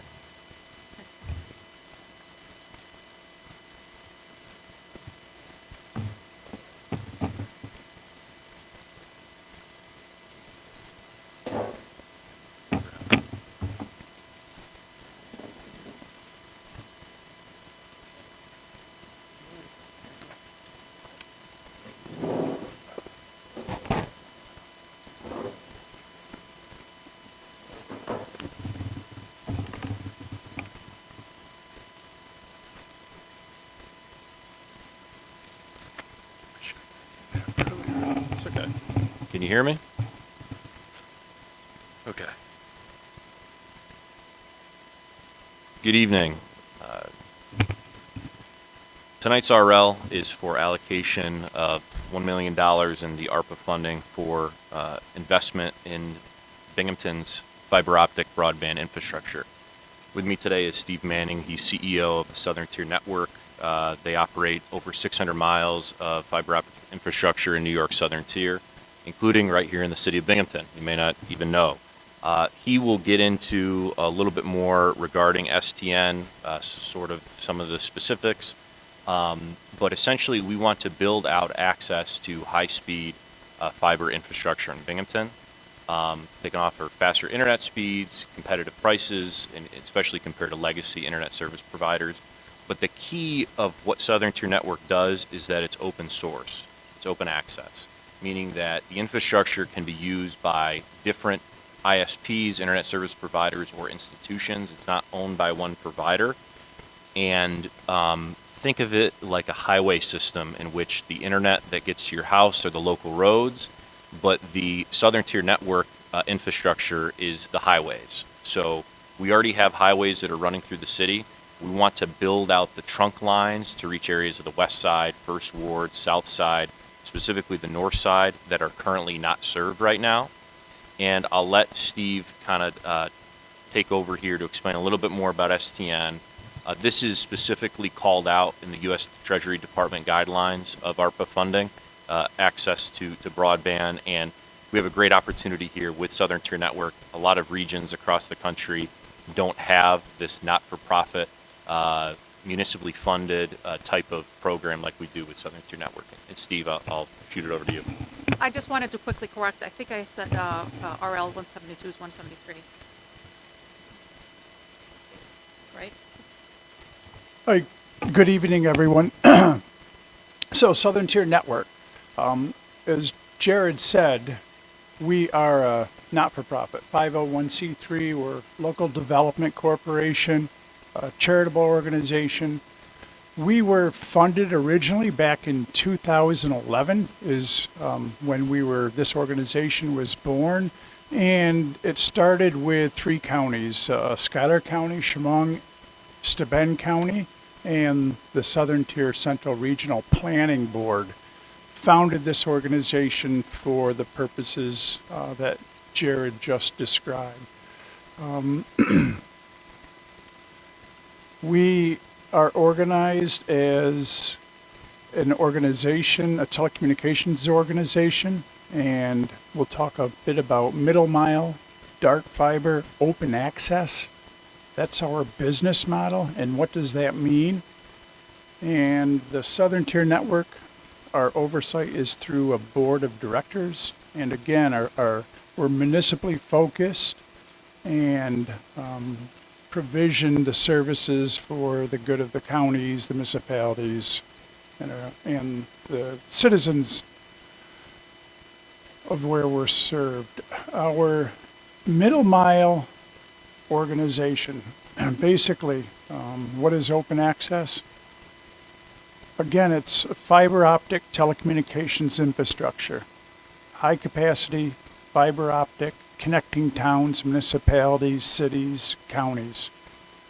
I'll show you a map in just a minute of the outreach of the existing nearly 600 miles.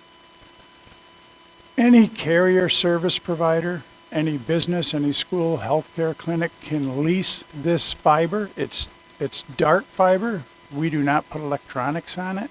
So basically, the customer, whether it's a carrier or service provider, whether it's a healthcare clinic or the school district or the BOCES or public libraries, they lease a strand of fiber, 2 strands, 4 strands, and they put the electronics on it. It's private, it's secure, and they manage all of their bandwidth and all of the data that transfers over the fiber. It's low cost. Our fiber, we should lease the STN fiber lower than any other competitive carrier in our region.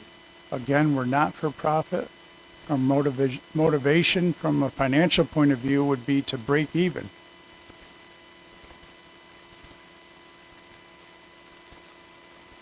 And you can see there's about the 4th page in, there's a map.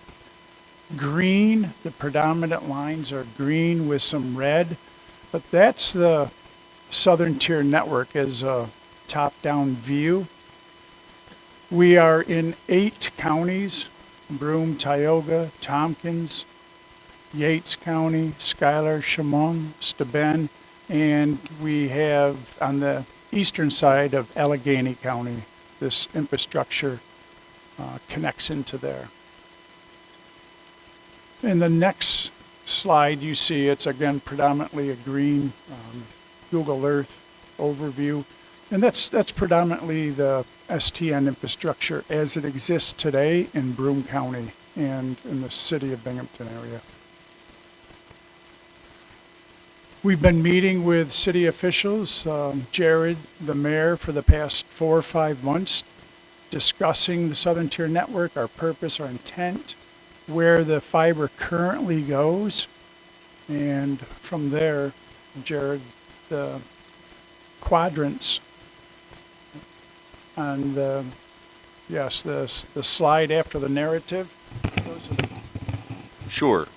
So we had identified some sort of critical areas. Geographically, if you look at where the infrastructure is not, the southern portion of the west side, First Ward, all of the north side, as well as on the south side moving towards Conklin. So just from a geographic coverage standpoint, the east side, the southwest side, and other areas downtown were pretty much taken care of. So we wanted to cover those geographic areas for the trunk lines. Now, in addition to that, we identified several locations that were very strategic for the city.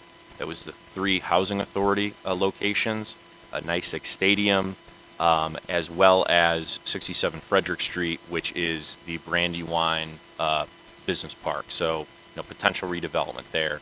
Charles Street Business Park could be easily connected through the First Ward string. So this is to ensure fiber access to all of the hundreds of units that are at the Binghamton Housing Authority locations, our city-owned stadium, as well as future business allocations or applications as well. I should also mention Canal Plaza at 435 State Street. So I think that after this proposed project is installed and we have these trunk lines in, and Steve can speak to this, the city will be very well positioned from a future infrastructure build-out standpoint. We will have made strategic decisions about not just areas or neighborhoods of the city, but also some key institutions in here as well. We view this again as really the infrastructure of the 21st century. It's future-proof, which Steve can talk about for a second, but our investments today will yield results, decades from now, as the need for higher bandwidth applications are not just for businesses or schools and universities, but in your home as well. As more devices come online, more streaming, more high-speed internet requirements. Southern Tier Network can serve as the backbone for other internet service providers like Empire, like Greenlight, to come in more efficiently to the city of Binghamton and deliver that really high-speed service at an affordable price. That also being said, with recent proposals by the FCC and New York State regarding low-cost or no-cost high-speed internet, this will again serve to deliver more options for folks, that they can have a menu of options as it relates to low-cost or no-cost high-speed internet.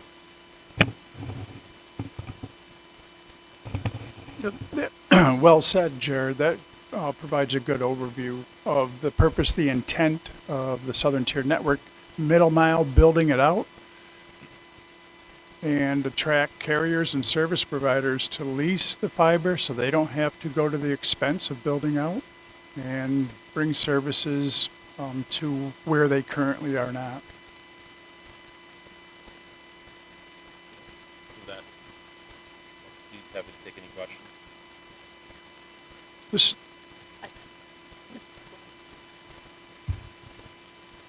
Councilwoman Riley, you're up. Thank you. Good evening. Thank you for this information. I have a few questions.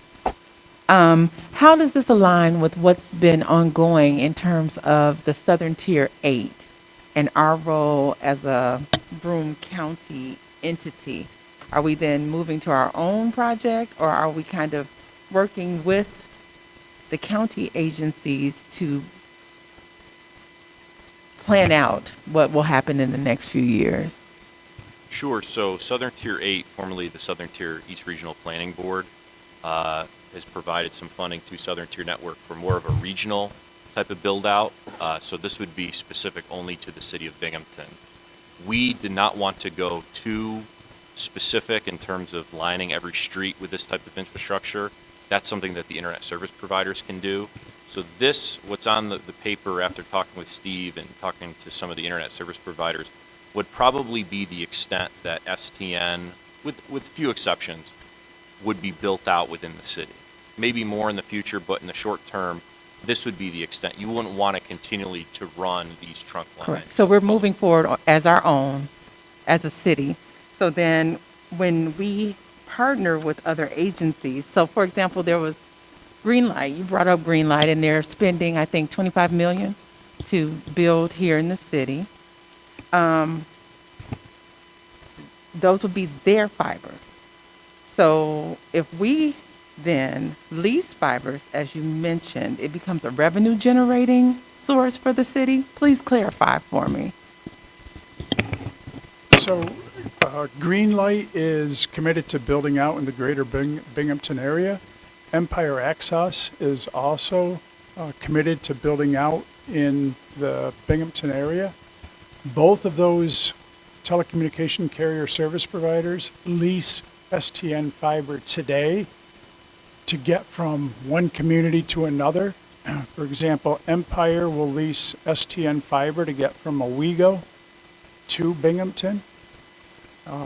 So those organizations will lease this fiber to build out into this area, which brings competition. Instead of one incumbent carrier service provider, now you're going to have two. It will benefit the citizens, better quality, more service options, lower prices. So that's one benefit of this open access middle mile concept of STN. So the second question, though, is it then revenue generating for the city because they'll be leasing from us? Is that what I'm to understand? They would be leasing from STN. The city, with an agreement that we've done with other municipalities, indefeasible right of use, a 20-year agreement. The city would get one tube of fiber, and the city will use that for municipal IT sharing, for purposes of municipal and civic uses. And I believe, one of the strategies that we had discussed with Jared and the mayor is what offices, what housing developments, what locations do you want the fiber to go to? And in some cases, it may be cost avoidance or cost reduction versus a revenue generation. Okay. And so the one, two. We don't own the lines. The lines are owned and Still operated by by Southern Tier Network. STN. That's correct. And that agreement would then detail, again, as you mentioned, our terms, what we can expect, any failures, what have you. And the one tube of fiber that is in this agreement, the city could then partner to increase our free Wi-Fi in open areas. Is that correct or no? The tube is something else. Yeah, one tube of fiber for your municipal related purpose. Okay. Thank you. Councilman Burns. So is this going to cause competition? Like I get Spectrum at home, so how does that affect me? Is it Spectrum now is going to have competition? That's the concept. Yeah. With Okay, Greenlight definitely. building out and Empire building out in the city of Binghamton, you're going to have 3 service providers Correct. in your neighborhood, Yeah. in theory. Would depending on- Spectrum then be able to rent the space from you? Is that Spectrum could rent or lease strands of fiber from STN. They choose not to. Spectrum, Yeah, over the 'cause they got past their- 10 they years, got they their own build their lines. own, they invest their own funds, they prefer to own. As I said, Plexicom, which was recently acquired by Greenlight, they lease STN fiber. Empire Access leases hundreds of miles of STN fiber. It's a cost avoidance for them, lower cost to build into communities where they are not. And it brings competition. good? Thank you. Councilman Scott, or no, Mr. Renchi. Thank you, Madam President. Thank you both for coming down. So I just wanna make a few thank yous for that presentation, Steve, and Jared. I have to say, you can definitely tell that there's a lot of work that went into planning this. I think you definitely selected the right strategic areas in the city, geographically speaking, to ensure that we're supporting homeowners and residents and small businesses across a diverse economic spectrum. So I think that's really important.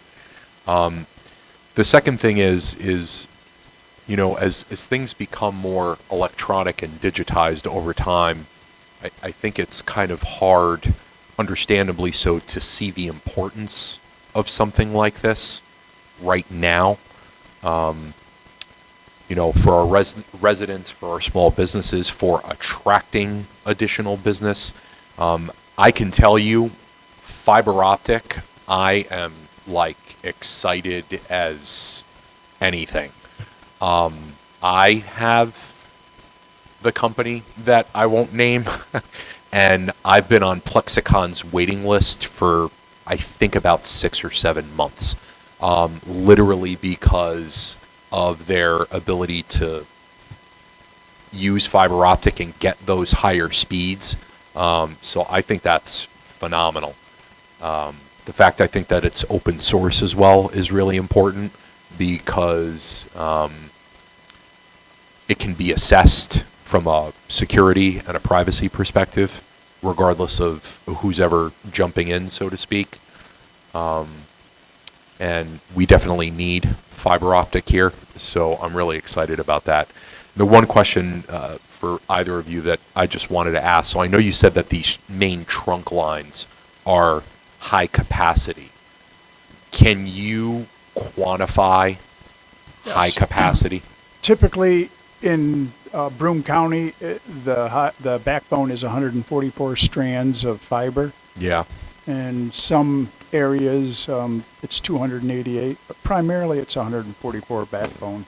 And for anybody listening in, like 144 strands of fiber optic cable, that is a lot of bandwidth. Like that is an incredible amount of bandwidth. So, thank you, Steve. Thank you, Madam. Yep.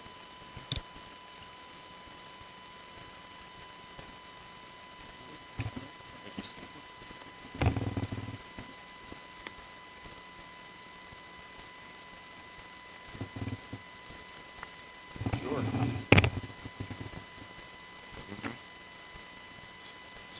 That's it. We don't care about Chuck, but he's going to be here still for a little bit.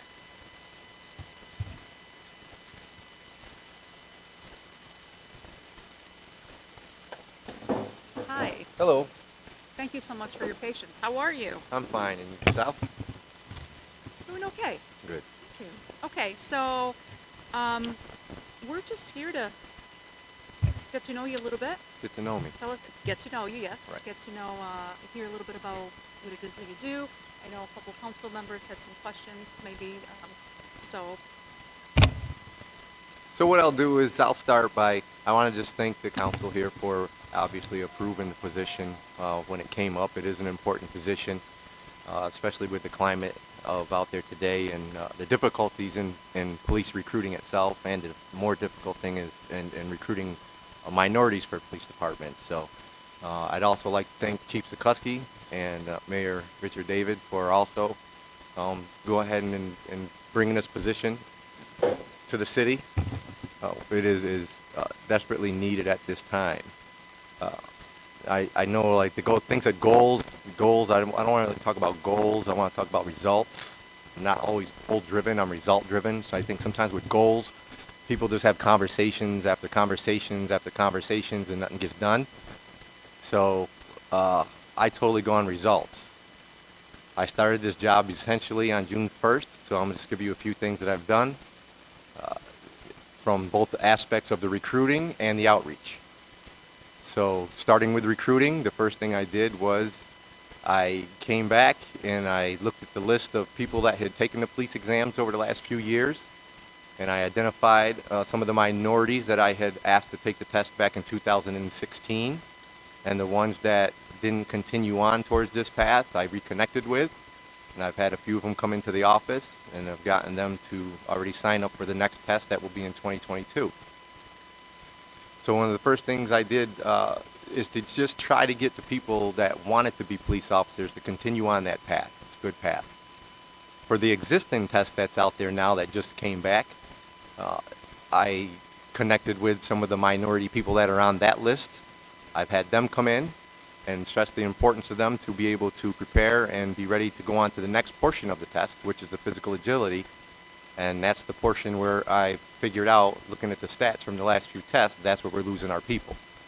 People have been passing the test, our minorities have been passing the test, but a lot of people fail the physical agility.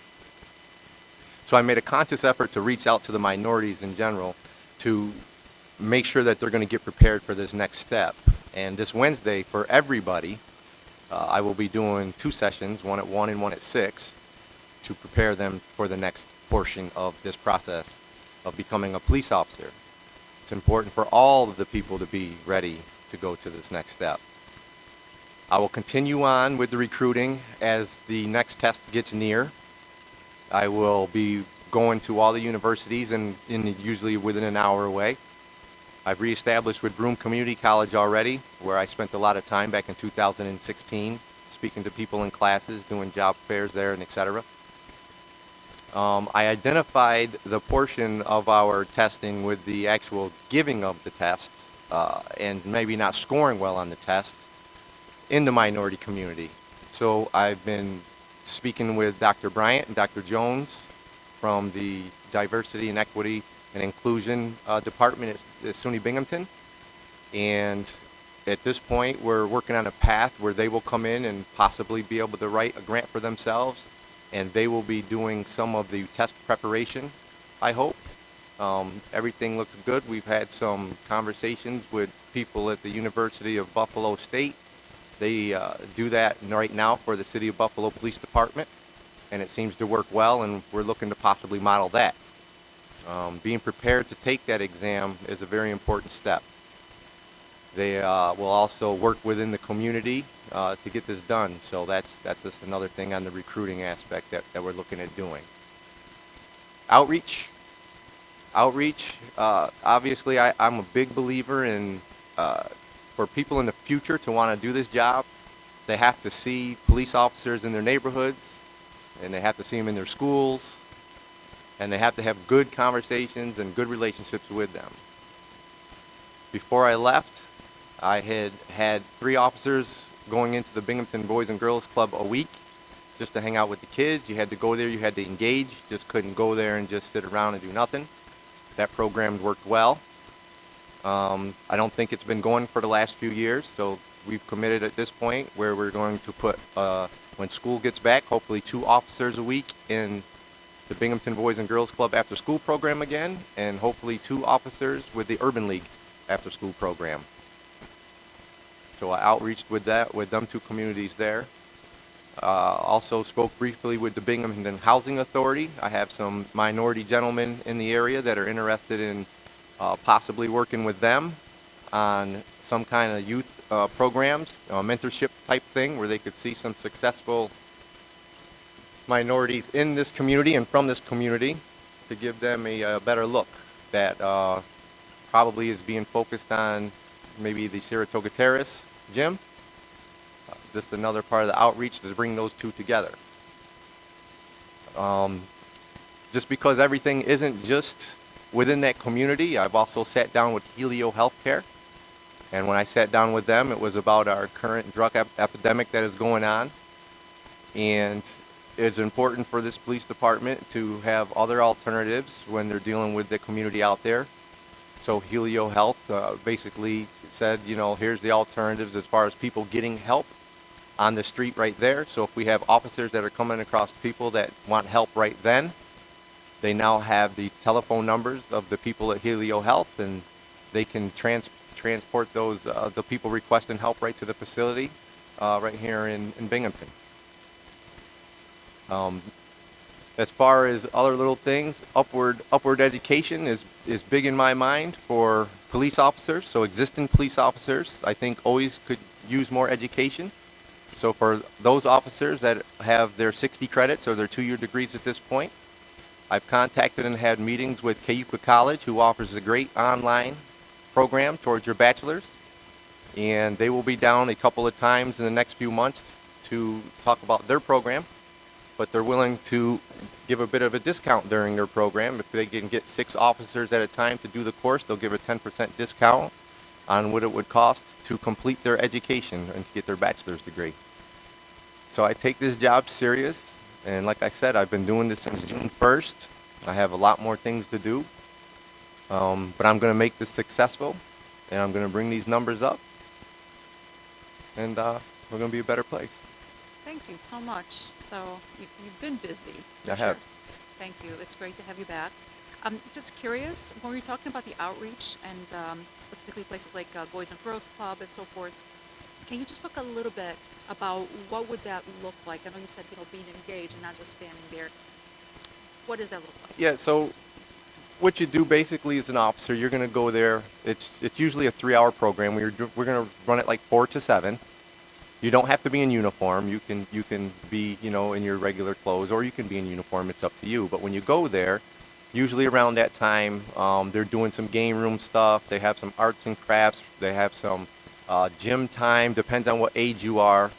They do dinner during that time for the children. And as long as you're there, you will either be in the art room with the children, you will be in the gym with the children, you will be sitting then when they're eating, and their computer, and it's just engagement. It's just 100% engagement with the children at their level, whichever level that is. Thank you. Does anyone have any questions? Councilman Burns. Thank you for coming down, Officer Woody. No problem. I just wanted to say that having met you outside of here and then hearing you tonight, I think we did a very good job in approving you for this job. I do appreciate that. Thank you so much for agreeing to do it. I do appreciate it.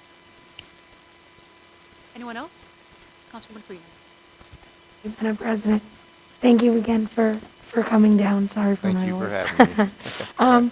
I was wondering if you could expand a little more about the conversation you had with Helio Healthcare. And I was just a little bit confused. You said you gave their phone number to, and then I got a little bit lost. So yeah, when I first got the job here and I had put it on LinkedIn, I believe they seen it there and they seen outreach, so they reached out to me and said, "Is it something you would do?" And I said, "Absolutely, it's still outreach. I'll still come see you." And they explained to me their program and how it operates and how to enter the program. And they said that they were looking for a way to get the Binghamton Police Department to understand how to get a hold of them and their services for people who would want it like on immediate calls per se. If you get a call dealing with somebody that needs the assistance, they wanted the officers to have a clear understanding that they can use their service. So they sent back a nice poster that I hung up in the room where roll call is done every night with their numbers on it, and they sent pens and business cards that I also left on the table. So if they do come across somebody in the street like that and they've taken that information down, they can call that program there and they will deal directly with Helio Health to take care of that person right at that time. Doesn't matter what time of day or night it is. That's great. So to clarify, that might be somebody who is experiencing a drug overdose or something like that. Drug and alcohol, yes. Yep. Or an alcohol overdose, and they Yes. could then, so the police officer would call Helio Health, who could then provide first aid or emergency care or whatever would be required. Yeah, so the concept for the Helio Health was, if the officers, which, I don't see the difficulty in it, the officer could take them right to their intake center in Binghamton, and they could address the issue right at that point if somebody's seeking that outreach at that time. Okay, and so the onus would be on the officer, not on the individual, if I'm understanding correctly. No. They would request it. It's all voluntary. Helio Health is 100% voluntary program. So the person who is needing help would have to request it, and then we would just transport them as part of the call. Oh, I see. But the outreach would be so the officers are aware, so that they could then offer that as an alternative. Correct. Oh, okay. Yeah, Right, and essentially an right. Okay, officer I can understand. suggest it. If they have somebody who's asking and saying, "I'm having difficulties, I can't get in anywhere, I don't have insurance," these are all things that are doing that. And now Helio Health in our in-service, in the January in-service, has already been given a block of time to come in to explain further to the officers. Absolutely, but at least now we have a poster that says as much in our roll call room. I know that makes a lot of sense. Thank you for explaining that. Yes. Anyone else? Councilwoman O'Reilly? Good evening. Good Thank you evening. for coming down. Thank you. I liked what you shared regarding the minoritized community and your outreach approach. Can you give us just a percentage? You've reached out to 5. What percentage of those candidates were interested and really willing to work with you on the next steps in terms of agility and test prep? All of them. Oh, 100%. Yes. Awesome. Also, we know that morale, team spirit, particularly for minoritized police officers within this unit, has been a concern. Is part of your role to ensure that not only are these police officers hired, but that they feel safe and supported and they sustain their roles in the department? Yes. So I've already had a conversation with a young man. There's something that people, I don't know if you understand, that these officers for the most part right now are young. When I was here, it was an older department. Everybody was a lot older. When I come back, it's like transformed. So your average age now is mid-20s, right? So anybody that's our age, they're kids. They're my kids' age, right? So there is a young man who I think, you know, as a minority, had questioned maybe some of his decision when he first got to the department because of the temperature of things that were going on. And I did. I had about a 45-minute conversation with him the first time I heard about that to let him understand what he's going to go through and what he's going to see through his 20-year career, just like I did. I had to make a tough decision. I did this job for 20 years and I retired. I didn't take it till I was 30. One, because I wasn't supposed to, because I grew up in that Columbus Park that they so eloquently speak of. I grew up there not supposed to be a police officer, not supposed to like police officers. Learned that from my family, my friends, myself, just being out there. And it wasn't until I got to be 28 or 29 where I started seeing life for myself away from what my friends did. So I understand that whole progression of what your mind is telling you. And as a young man, he has to hear how this is going to affect him one way or the other. So I look forward to having conversations like that with these officers. And the ones that I'm talking to now, we address that even before we're talking about taking the test, and or the ones that I've brought in that have already taken the test of what this is going to be about. And pleasantly surprised that they seem prepared for it, and there's a few that actually want to pick up that candle and keep going forward within this community. So, yeah, it's a tough thing, but somebody needs to have the conversation, and everybody knows me. I'm not afraid to have it. That's great. So again, community change is happening within the department, and that's kind of under your umbrella. But Yes. then you're also serving as a mentor to ensure that safety, autonomy is maintained for these officers as well. Yeah, I think I have a lot vested in this. I just love all the communities. You know, where I'm from. I sat after I retired. I sat in Charlotte for 3 years, and just got more and more frustrated looking at the way policing is going and look at the way the community is treating the police. And coming from both, it's kind of hard to watch sometimes. So something just kept ringing on me when this all came about to say, what can you do to make a change? And I thought hard on it, but I'm going to try, and I'm going to do at least for my community in Binghamton. I think that we can get this into a better place for everybody. Thank you for that. Councilman Strawn. Hey, thanks, Chuck, for coming down. I just wanted to thank you for hitting the ground running. And, you know, sometimes you don't have a pure job description. It's a little bit, you know, nebulous. So I think it's awesome that we're seeing some of these things transfer from the theoretical to the actual. And the fact that you grew up here and you love Binghamton is going to be awesome. So I can't wait to see how this unfolds. But I just wanted to thank you for really taking that and running with it. And like I said, I hope we can see you here and there, and I'm excited to see the progress. So thank you. I appreciate it. Thank you. Thank you, Madam President. Yeah, I just want to echo that, Officer Woody. We have full 100% faith in you, and you know, I'm to be blunt, I'm going to extend this one step further, and please tell me if you agree or not. But if you spend some time on YouTube and start watching municipal meetings all across this country, in very diverse communities, rural, suburban, urban city cores, there's a theme that you're starting to see with residents, police officers, and the elected representatives who represent them, and all of these diverse constituent groups. And one of the main themes that I keep hearing over and over again from different officers, all different walks of life, is that the people that are elected to represent them don't support them. And when you get up in the morning, you put that uniform on, and you go out there for a shift, and you don't know what's going to happen, that's tough to swallow. Please know that you and your efforts, we support you, unquestionable. And you've obviously, I think saying you've hit the ground running from day one is probably a minimization.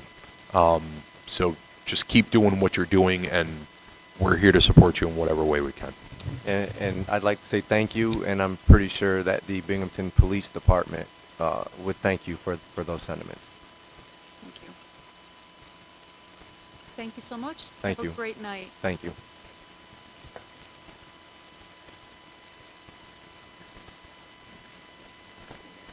Okay, so we are moving on to, actually going back one, RL 21-175.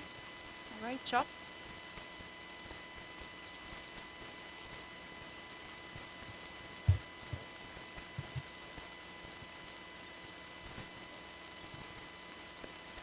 Wait a minute, we're 174? Is that what you said? Yes. So Jared. Okay, Steve.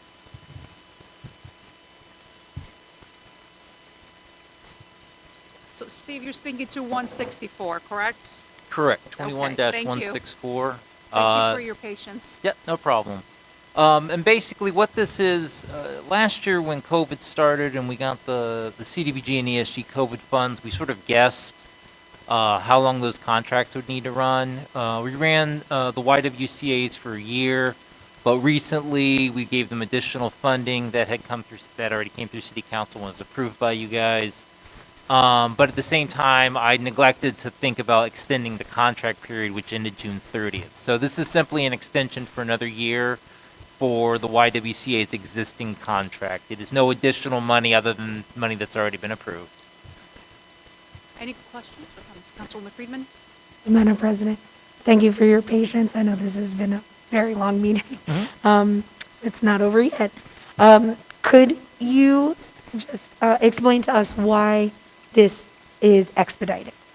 Because it's past June 30th, and we need to get those funds spent as soon as possible. Both the September 30th deadline for expending a minimum of ESG funds is coming up, but also just the fact that it's already August, and they really do need to use those funds as soon as possible.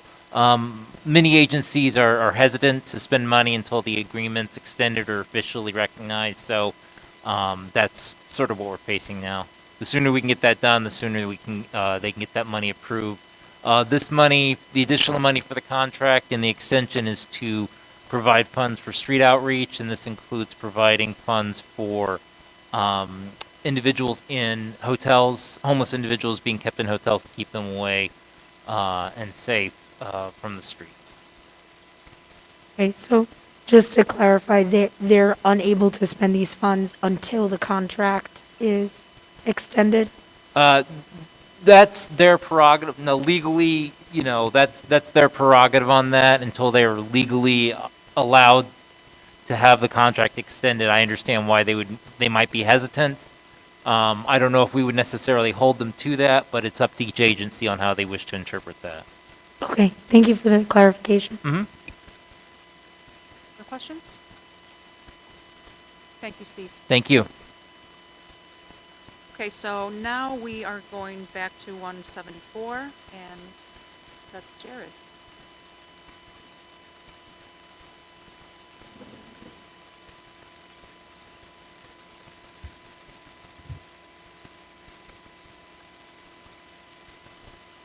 Hi there. As the mayor had mentioned before, this is an allocation of ARPA funds for affordable housing. The structure of this will be in a couple phases. One, right now with the existing ARPA funds, and then another $3 million from the future round included in here. And the reason why it's not totaling to $3 million is because we have the $258,000 for the North Side Rehabilitation Project with Greater Opportunities, as well as $355,000 committed for the North of Main Revitalization 2, which both of those City Council has previously approved. So this is to increase the availability for affordable housing to be funded as detailed in the press release we sent out. Sorry if I'm getting Any feedback questions? here. Councilwoman Freeman? Madam President.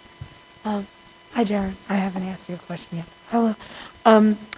I am thrilled to see some of this ARPA funding go directly to affordable housing. I've said this probably at every meeting that that's so far the number one priority that I have heard from my constituents that they feel that this money should go toward.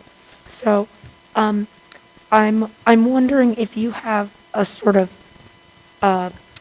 plan about how, like, specifically how will this $2.3 million that is not going to a specific organization, how will that play out and result in affordable housing? Like, where specifically is this money going instead of, beyond just a budget line? Sure. So the first step is to create the budget line. Second step is any of money being allocated to any organization or project will have to go to City Council for approval.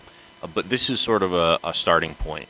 We talked to half a dozen or so affordable housing providers, community development organizations in the city about what do you need. And so certainly even if we utilize the totality of ARPA funding on actual brick and mortar for affordable housing, it doesn't go very far because of the immense cost of the projects.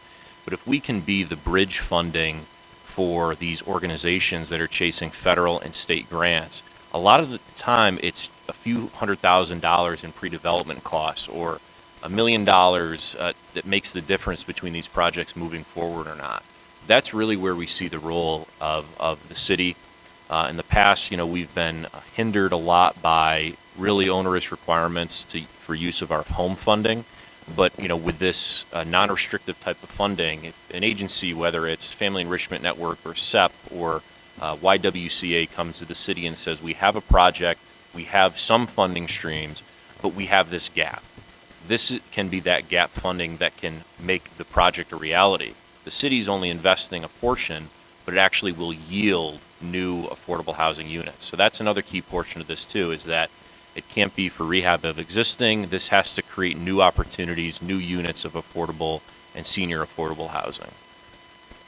So this is just the first step, and we plan to, pending City Council's approval, disperse these funds to various organizations who would then have this sort of, social infrastructure to put these funds to good use. Am I understanding that correctly? Yeah, and they of course have to have a project. So if Right. it's Family Enrichment Network or Greater Opportunities, it's got to be, here's our thought, here's what we want to do to create new affordable housing units, here's the population we're looking to serve, and here's how the city funding can play a role in actually getting shovels in the ground or getting the trucks there to rehab the properties. Okay. So it'll be on a rolling basis, it'll be active conversations, and we, in discussing it with all of these different agencies, this is a type of funding that's never really been available before. And it's amazing that given the scale of the project, sometimes it's these little slivers that can make or break whether or not something gets built.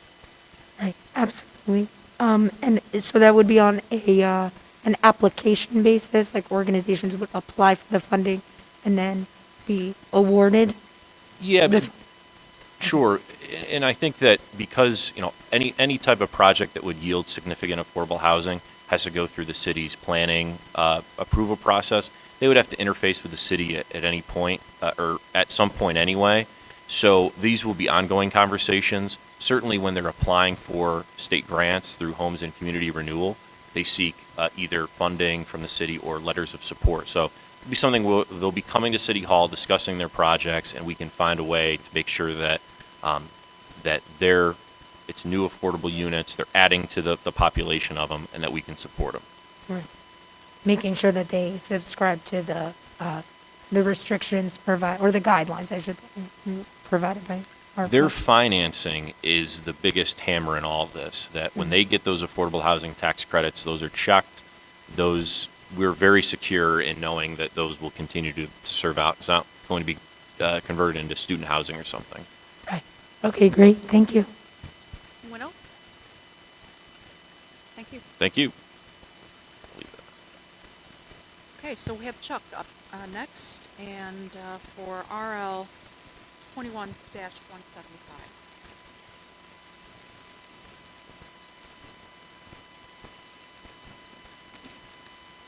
Okay. I have two RLs here, I Yep. believe. 75 and 76, yep. The first one is to allocate ARPA funds for hazard pay for essential workers last year. In this case, this is related to the police department. And what we're asking to do is move $653,000 of ARPA funds to pay for their wages, Social Security, and workers' comp. There's no retirement cost associated with this at this point. We may come back and ask you for that, but at this point in time, the state has basically said these funds are not pensionable. We're working with them to try to get them pensionable, but at this point, they said no. And then there's another $107,000 we also use on a fund balance, of which $98,000 is wages, $7,500 is Social Security, and $1,900 is workers' comp. Any questions? Councilman Burns? Yeah, thank you, Madam President. Chuck, so we've actually paid these. We have not paid these We yet. have not paid them. We have not So paid this them. is, so the $12 million that we're making the city whole with, this is an additional to that. This is not related to the 12 million. This is new ARPA funds, the 653,000 is. The 107,000 is coming out of fund balance. Anyone else? Councilman Swearingen? Thank you, Madam President. Thank you, Chuck. I just had a follow-up with this. So I think we talked about this a little bit at our last meeting. With respect to the city's bargaining units, this ties into that and the contract, correct? This does, correct. Is there some sort of, because I remember you and I asked you about this on the side, isn't there some sort of time delineation about this? Yes, per the with- contract, this needs to be paid out 30 days after you guys approve the contract. So if you approve it on Wednesday, which would be, what is it, the 18th? Yeah. We have to have this paid out before September 18th. That's what I thought. So, Madam President, I'm going to respectfully request that RL 21-175 and 176, that those two be expedited to this Wednesday, because if there is a contractual aspect to all of that, we probably want to make sure that we don't end up in violation of a contract or anything. Thank you, Madam President. Thank you, Chuck. Gio, I appreciate that, because there's another aspect of it besides the contract, is I have Oh, two new people. Yeah. That this is all brand new to them, so. Absolutely. Thank you. Any other questions? Okay, thank you. RL 176 is to accept the second half of the ARPA funds. In my conversations with Bonadio, most communities are not like the city of Binghamton, where we accepted only the first half. They usually accepted the whole ARPA fundings, and they're recommending that we also do that here. Any questions? Okay, I think we're losing. Thank you, Chuck.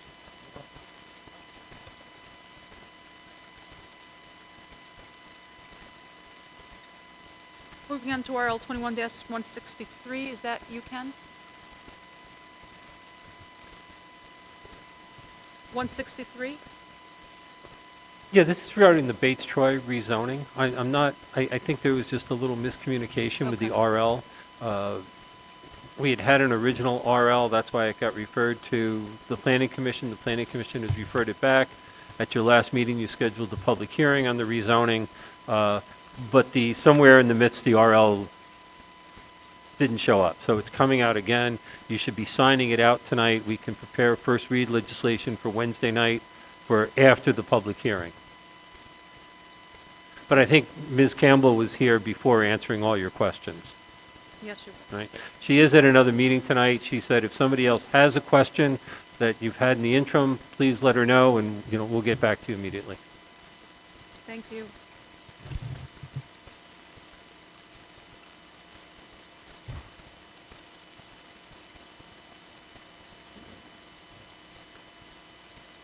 So, Chuck, quick question regarding the Bonadio discussion. He was on the phone. He listened to all the conversations that Okay. were going on before, but what I would highly recommend is that we have I won't call it a special meeting, just a finance committee meeting, and we'll put all this stuff on there, and I'll see if I can get them down here. All right. I think then everything can get resolved outside of everything else. All right, thank you very much. Okay, so up we have RL 21-165, looks like that's Pat.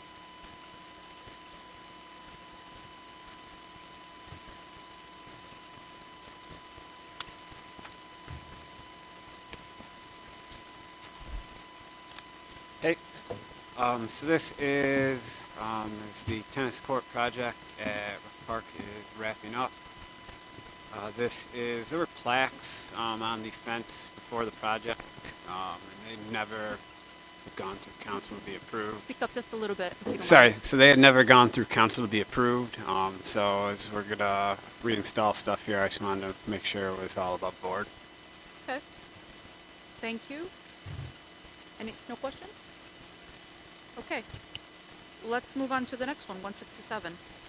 The next one, 167, is to accept a $1,000 grant from the National Environmental Education Fund. And that will go towards National Outdoors Celebration Day, which is September 25th. Say that again? Which is September 25th. So we are planning an event down at Sandy Beach. If you haven't gotten a chance to check it out, we kind of took a underutilized area and rebuilt it with a nature trail, pollinator gardens, bee boxes, bird houses.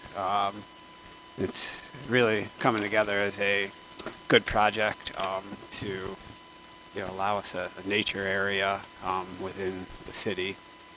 So on September 25th, we will be having a celebration of kind of that project.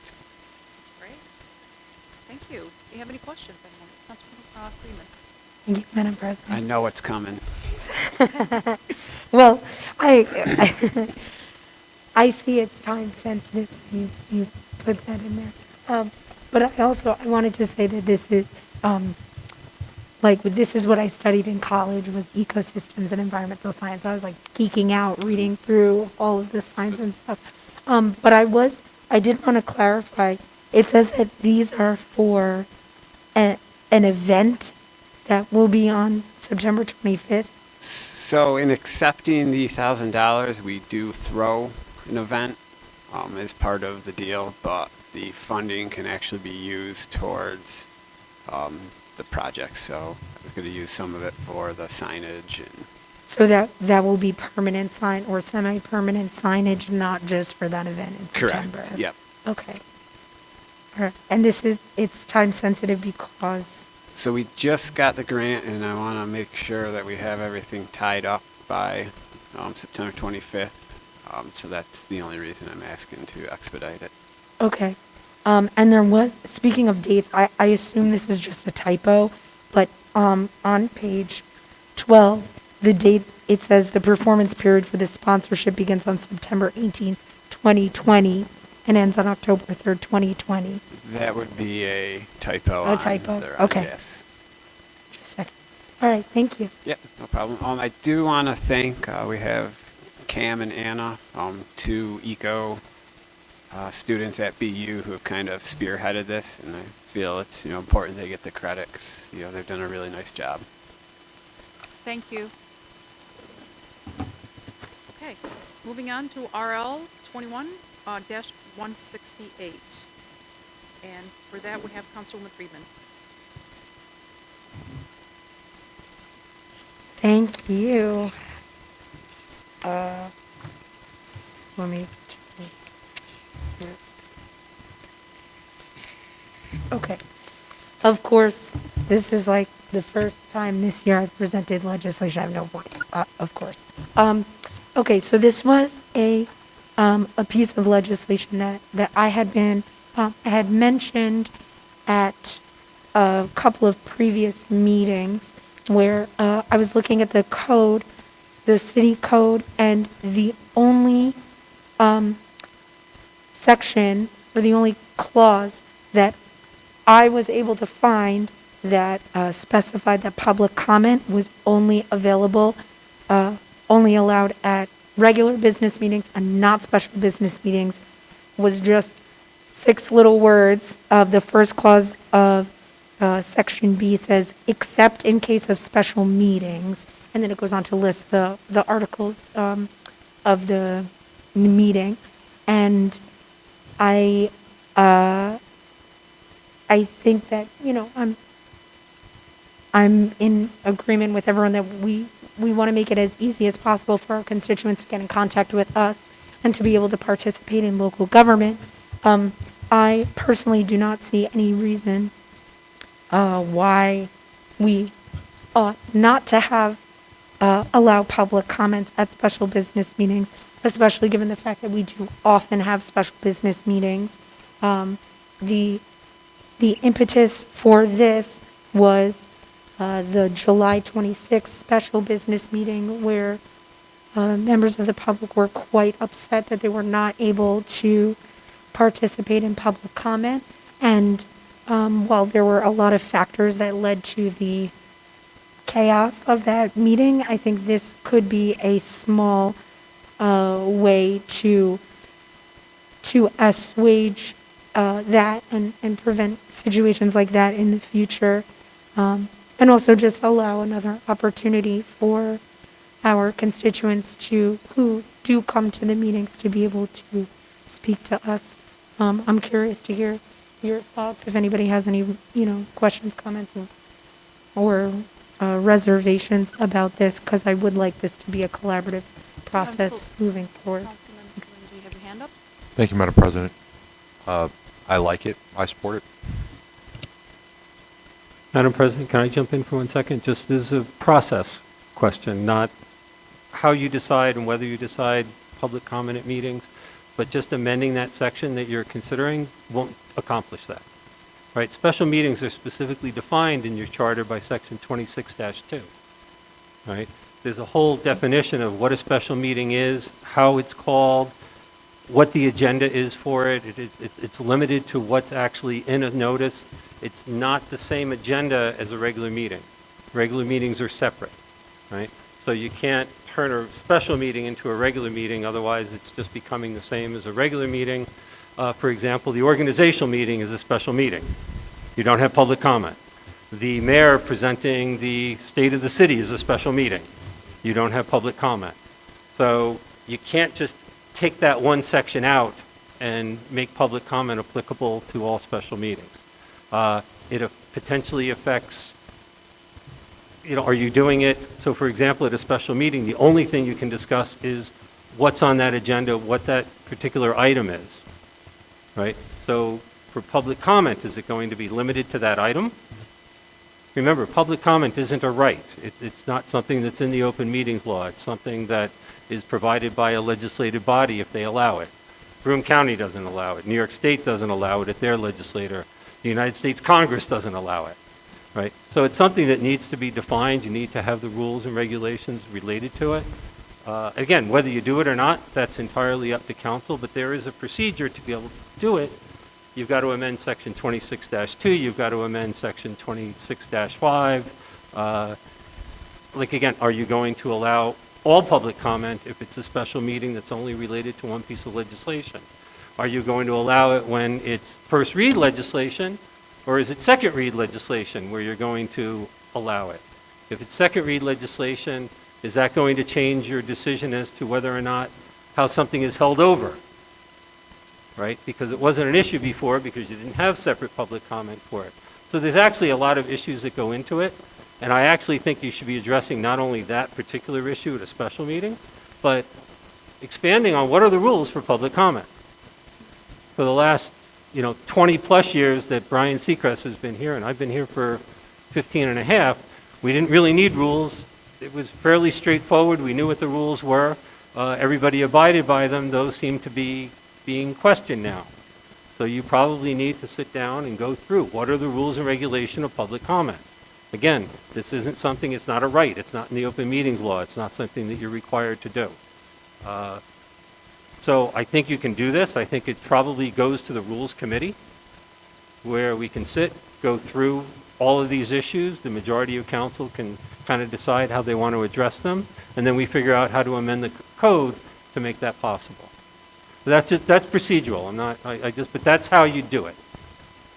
And I think actually the fact that that it's not outlined specifically in the open meetings law, and we have actually allowed for that in the past, actually makes me optimistic that we then would be able to kind of fit it to not necessarily right our needs and what the needs of the city in the future. Thank you for all that. You have your hand up. Yeah, thank you, Madam President. May I ask kind of question? Yeah, Ken, so thank you for that input. So would you suggest, to make sure that we're doing things on board, would it be a good idea to maybe take all of these things together? So, for example, what Councilwoman Friedman is proposing, liberalizing public comment at special business meetings, even if it is germane to what's on the agenda, but as well as codifying what the rules of public comment actually are. Would you say that those things should go together because they're so interrelated? How do you think we should approach that? Yeah, I think you need to adopt the rules. Okay. Right? The rules right now are basically 5 minutes, and be respectful, I think is all that it says in there. Right. But over the years, you're a city resident, you work in the city, and then you take votes to let somebody who's not in the city speak. Right? And I've been here, again, for 15 and a half years. I've never heard anybody vote no. So is there a reason to continue to have that? Do you want people to represent that, just tell you where they are from the city? Do we want people addresses? I don't know that that's come up at some of the meetings, right? Is a person's, personal address relevant as opposed to, am I a city resident? Do I work in the city? Do I work and live in the city? That may be more relevant to your, consideration of what they have to say than whether or not they live on 1 Main Street, right? So yes, I think it's something that needs to be considered. I don't want to drag out, though, the public comment at a special business meeting if that becomes a longer discussion. We can probably, that has fewer questions, but it definitely has questions. So, right? Councilwoman. So I think the idea would be to view it all together, and then Sure. you can decide how to attack it. I'm sorry, Councilwoman Friedman, is that something you're open to, considering you're the kind of like lead, taking your good idea as well as kind of compartmentalizing all of that together and kind of flushing that out? Is that something you're okay with? Yeah, Because I signed the RL. I think it's a good idea. I support it, but if there's a broader way we can get all of that stuff together, I don't necessarily think that's a bad idea either. I just wanted to make sure you were okay with Yeah, that. absolutely. Okay, thank you. Yeah, thank you, Madam President. Ken, during that last special meeting, Sharon had said that if we had announced that there will be public comment the night that we set the schedule, that then we could have had the public comment. But we couldn't have it that night because enough notice wasn't given to all of the constituents, all of our people in the city. Well, that's part of what makes a special business meeting different. Right. Is that but- it is but limited to what's in the actual But notice. could we still, because this process is going to take a while, maybe we'll have a special meeting before that process goes through. So could we then, if we schedule another special meeting, say at that moment that we will allow public comment on whatever subject that matter is going to be? I think then you'd have to, this goes back to, is it first read legislation or second read? You know, are you going to, I kind of understand if it's first read legislation, nobody's ever heard of it, the public hasn't had a right to speak on it, why you'd want to do that. If it's second read legislation, everybody's already had an opportunity to speak on it. Right. So, you know, how are you going, so yes, I think that if you have a special business meeting and that's going to be an issue, that's something that can be discussed. It would be better if it's codified than just putting it in the notice on a, you know, well, when do we want people to speak and when don't we? Yeah, I agree, it should be codified. Because I think I'm that's just more thinking problematic. Before it becomes codified, though, let's say that process is going to take a while and we have a meeting before then. Would we be able to allow public comment at a meeting if we knew in advance? If we provided 48 hours, I think she said it was 48 hours. Yeah, I think if it was part of the public notice, that you're specifically, you know, asking for public comment, but then you're back to, are you asking for public comment on that piece of legislation? Yeah. Or are you yes. simply opening up the floor? I think on that piece of legislation. I would personally think it would make sense for the special meeting to be on that particular Right. piece of legislation, where it's one or two Yeah. pieces, whatever it might be. So this is what I'm saying, is that, yes, you can probably do it, but you have to flesh out all these questions before you put it in the notice. Okay, right, So okay, thank you. And it So- would be better to have the rule rather than doing it on a case-by-case basis, because it shouldn't be based on, well, I know people want to speak, and therefore we're going to do it. It should be, it applies to everybody equally. So the Rules and Procedure Committee would be maybe the committee to tackle this and kind of come back to. Yeah, I don't know who the chair is, but whoever I the was chair just is, thinking about, oh, you are, okay. they, you know, don't I who I else can is work on kind there. of on. I'm sorry, I can't remember. I don't have a problem convening a meeting of the committee. Sure. Okay, Councilman Burns. so thank you for that discussion. Sounds like we have a good plan, and Judge Wojcik Stenwell and concessions committee, yes, in agreement. We can move on to, where are we? RL 21-163, and that's Chuck. Which one? 69. I'm the only one who hasn't gotten up for even a minute here, and so I'm starting to see double. 169, and you also have 170, Chuck, right? Yeah, we got different guys, department heads here to Okay. talk about 'em. All right. Thank First you. one is utilizing ARPA funds for improvements on the water filtration plant, sewer and water pump station. And so we're looking at moving 4.4 million.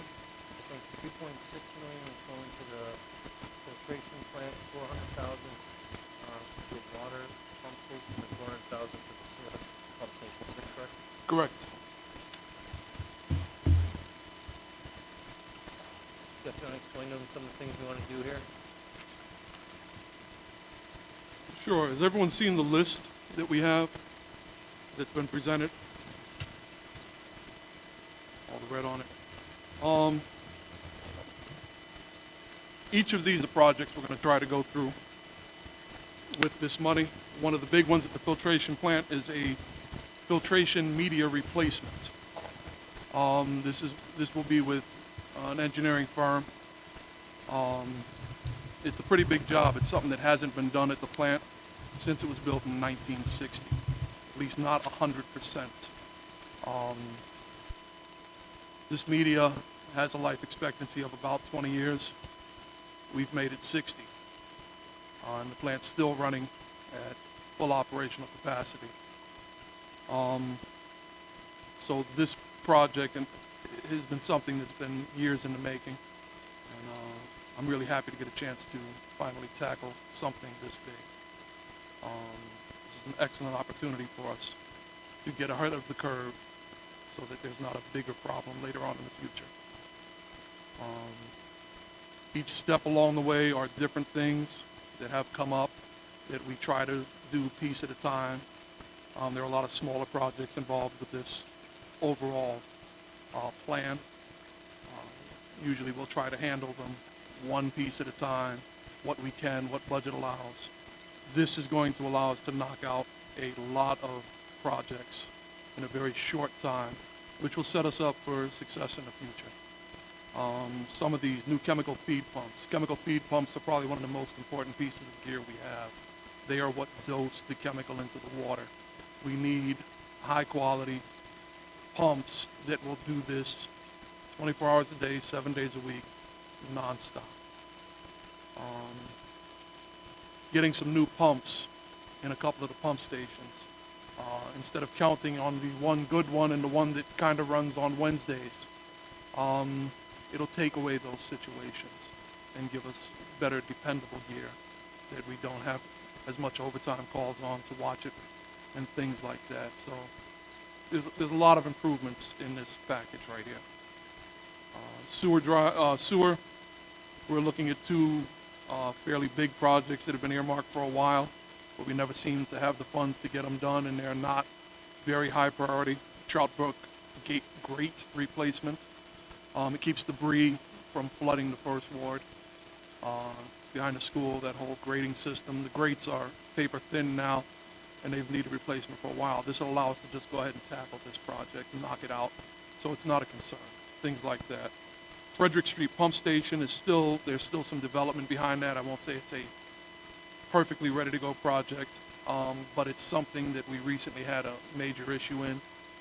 We made it through, we've replaced a couple of parts in there, but there is still a lot more work to tackle in that pump station.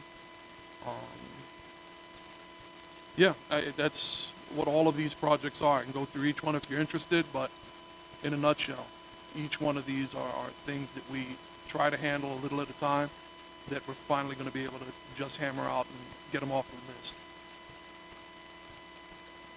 Any questions? Councilwoman Freeman? Thank you, Madam President. Thank you for your patience. I know it's hard to be at the end of this almost 3-hour-long meeting. Okay, so I know that in the ARPA guidelines, water and sewer infrastructure was specifically listed as an applicable use of funds. However, I have to admit that I was surprised to read that when I initially read the legislation.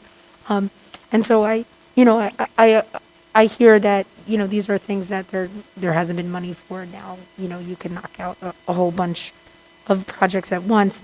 But I'm wondering if you could maybe outline why you feel that ARPA funds would be appropriate for this. Again, I understand it was specifically listed in the legislation, but could you outline for us how you feel that these projects would help the city of Binghamton recover from the COVID pandemic? Basically, this doesn't become a larger project where we have engineering and bonding involved. When I can handle smaller projects in-house, it's 1/10 of the cost of what it can be when it goes out to engineering.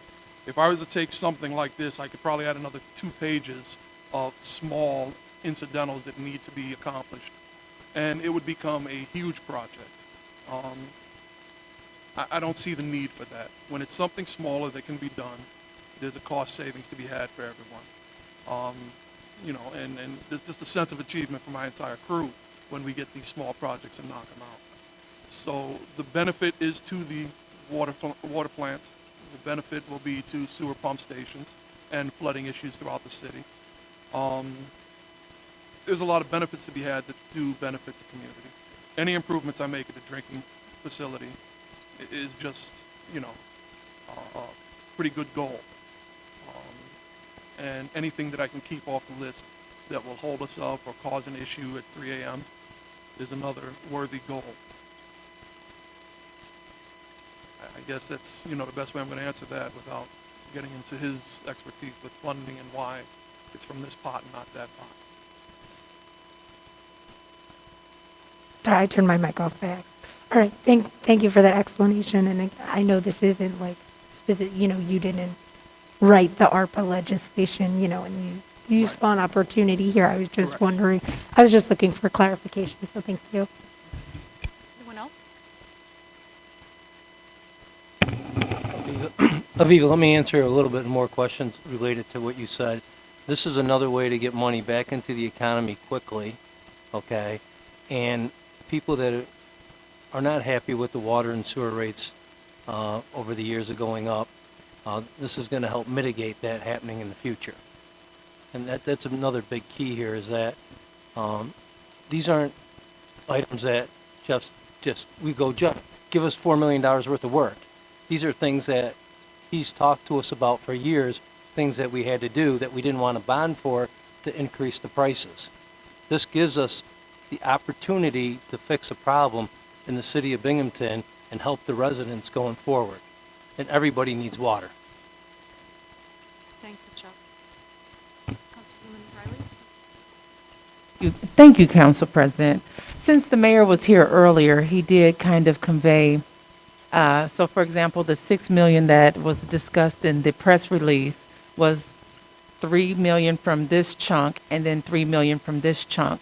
What is the plan for this 4.4? To move it as quickly as possible. So all of it is coming out of this first 23 That's the plus. That's the intention. Whether we can get it all done as soon as we like, that's to be seen as all this stuff goes out to bid and comes back. But that's our intention. Okay, thank you. Well, Angela, one of the real difficult parts right now is how quick can we get pumps? I mean, everything's on back order, and so the sooner we get it out there, hopefully the sooner we get it before another community. Well, absolutely. Again, it goes back to understanding the checkbook and the ledger and what we're allocating and what's in the pipeline that may be higher priority. So that's, again, part of that outline that you guys will be giving us later. Yep. So we understand if it's promised to this tranche or to the other. Thank you. Yep. Councilwoman, did you have enough?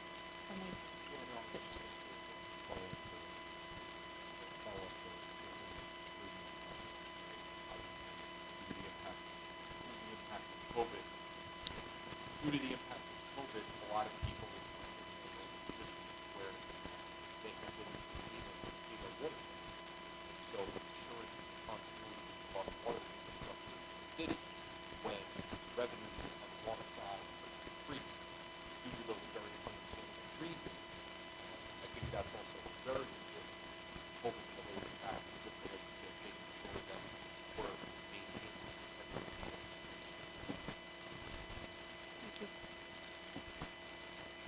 Okay, thank you. We can move on to the next one. And that is 170. This is RL 170. It's to use fund balance to purchase equipment for police and DPW. This is the same situation that we have a pretty healthy fund balance in DPW and the police department is regularly asked for a lot of money for capital improvements, which we try to trim down to only what the minimum we can afford to give them is. So this gives us an opportunity to clear up some of the issues they have. And I'll let them talk. We're looking at $800,000 going to DPW and $500,000 going to the police for their vehicles. Good evening, how are you? How's everybody? How are you? I'll be truthful, we could probably use a lot more money, but we've been effective with our preventive maintenance plan throughout the last couple years. But right now, we're in dire needs of sanitation vehicles. I have 3 right now that are over 15 years old. We did put a transfer station in place that has helped us going to and from the Broome County landfill, but we kind of had a curveball too this year that Adams Recycling decided they didn't want to handle recycling, didn't feel it was lucrative enough, so we were fortunate to get on with Taylor out of Appalachian, so now we are moving vehicles 4 days a week to Appalachian, so where we saved with regular garbage to and from the Broome County landfill, we're now going out to Taylor's in Appalachian. So again, it puts a lot of strain on these vehicles. So we are definitely in need of replacing a number of our sanitation vehicles. Also, our plow trucks, Freightliner, they're bigger trucks. They're now automatic versus standard, which is good. But we need to do that. We need to also look at a smaller vehicle, which is part of our plow, and also a front end loader, which is used in multiple ways. It's used for loading salt trucks. It's used for loading this recycling material and regular sanitation material, as well as our milling and paving operations. So again, I think we've done a really good job. I don't start snow removal repairs in operation November 1st. I've been doing that since May 15th. I'm going through every piece of our equipment, head to toe, from belts to brakes to snow plows, so that come November 1st, we're ready to come out of the garage. And I think that's why we were successful this year in the big storm, because we had pretty much all our equipment operational. It's another story to make sure you have a number of manpower to be able to operate these, though. That's always a challenge, but at least I feel with whatever equipment, whether it's old or new, we're taking good care of it so that we can get the extended life that's necessary. Any questions? Thank you. Chief, how are you? Good, how are you? Good. As the Commissioner said, we're asking for 500,000, and quite frankly, we could use $1 million, and that, I'm not exaggerating. Every year, cars is always an issue for us in the budget. Historically, we don't replace unmarked cars, and I'm just going to give you some examples. The patrol captain's car goes out every day on patrol. It's a 2013. The patrol sergeant's car, one of them is a 17, and the other one is a 2014. We have a Tahoe goes out on patrol every day. That's a 2011. We have these Tauruses, those are the sedans you see, they're 15, 16, a 2013. We have cars that, 14, 16, and these cars, more than half our patrol fleet, have over 115,000 miles on them. All the manufacturers, for the people who've been in council in the past, will tell you that a patrol vehicle is 3 times the mileage because of all the idling. We're trying to get by that. We did get 4 new hybrids, and that's going to take off some idling. That was last year, so we have those 4 for patrol. Unmarked cars we rarely buy, and it's really ridiculous. What we're driving cars with over 100,000 miles on them. SIU's driving a car. Here's one they use undercover in 1992. I'm just looking at a night detective car right now. It's a 2007. Detective car 2012. We got 2 new cars and 17 unmarked cars. SIU has another car, 2001, it's 20 years old. Another car SIU has is a 2011. CRT has 2 cars that are 2012s. SIU and CRT basically only have 2 cars that have ever purchased by the city. The rest are cars that have been seized by SIU and that we've made work. Our mechanic does a great job, but we're throwing money away on these old cars with 115 and they have 300,000. I'm up to our budget for this year already, and we had added to it from last year. I'm at 90-some%, and then we have another line for sending vehicles out that our mechanic can't do, and I think we spent 20-some thousand on that. The most expensive vehicle of all this is the ID van, and that's a crime scene unit van, which everybody knows or should know.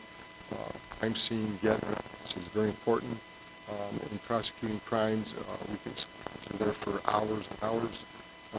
The van that right now was purchased in 2003. We bought a van. That van's almost 19 years old. We bought it, had to, back when the city had carpenters, they put shelves in it, and and we've been making no sense, so it's on its last leg. So, quite frankly, if I was to give you all this stuff and you saw that was just some of the examples of the cars, but we're driving patrol cars 5, 6, 7 years old. We're driving unmarked cars 15 years old. So this is going to be very helpful, get us started on the right path. Thank you. Any questions? Councilwoman Freeman? Thank you, Madam President. Hi, Chief. Again, thank you for waiting until the end of this meeting. I was just wondering, I was surprised to see that this RL encapsulated both the police department and the Department of Public Works. Is there a reason why they were combined together instead of done by department?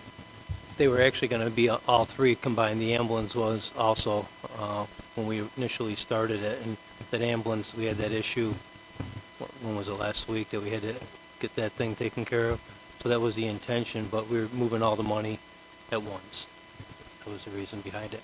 So it's all of the vehicular money goes together regardless of the department?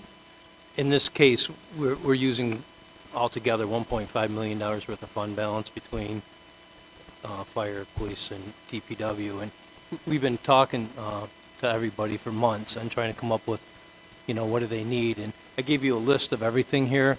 Like you see different types of vehicles on the RL. They're not necessarily going to get exactly that. We ended up capping it at $800,000 for DPW and $500,000 for police, and I think it was $230,000 for ambulance. Thank you. Councilwoman O'Reilly? Thank you, Council President. Again, thank you guys for being here, presenting this information. My question is, when we look at the budget in terms of what was presented in terms of needs and priorities, we talked about how if we were to receive some type of stimulus, some of the items in contingency would be prioritized over new items. That was kind of my take on it. Do you remember the same? I don't necessarily remember that, but I mean, you never saw what all the departments want. Okay, the wants is pretty gigantic, and we break that down before it comes to the budget to tell you what. Okay, so again, we're looking at more expenditures without knowing the full picture and being able to prioritize, because we talked at length about positions coming out of contingency because of a need. Yes. And now that we have this money, since that was the priority then, is that no longer the priority? Most of the positions are out of the contingency. I think there's only a few left in there, maybe 2 or 3. Okay, so we've reprioritized the spending. At this point, I don't believe we need those positions that are out there that we haven't brought over on a contingency. Okay. And then finally, the 1.2 is coming out of the 12 that that the council rolled over? I would say no to that question. Come out of our normal fund balance. Okay. And that too will be, since it's not part of the 12, it won't be part of that Excel document you're creating? Correct. Thank you. Anyone else? Madam President, sorry. Thank you, Madam President. Yeah, just to pick up off on Councilwoman O'Reilly's good last question, I think one of the discussion points that I think this body has heard over the years as it relates to, I know there's been past practices in relation to bonding for vehicles and things like that, so maybe the general fund more specifically, again, another example of not causing interest payments on things of that nature to actually go down that line might be a good idea. Gee, I totally agree. We probably have purchased a garbage truck every 2 to 3 years. Yeah. I would ban for it, and we paid off in 5 years. They got a 7 to 8 year life. Yeah. Thank you, Madam. Okay. Thank you so much. Have a good night. So we're now going to move on to pending legislation. We have 5 items here from our last work session.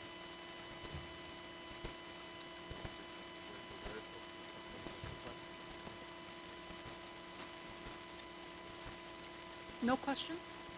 And we lost someone. Pending legislation. Any questions? No questions? Okay. If there's nothing, Madam President, I'll make a motion to adjourn. May I have a second? Thank you very much. Meeting adjourned. Have a good night. Thank you.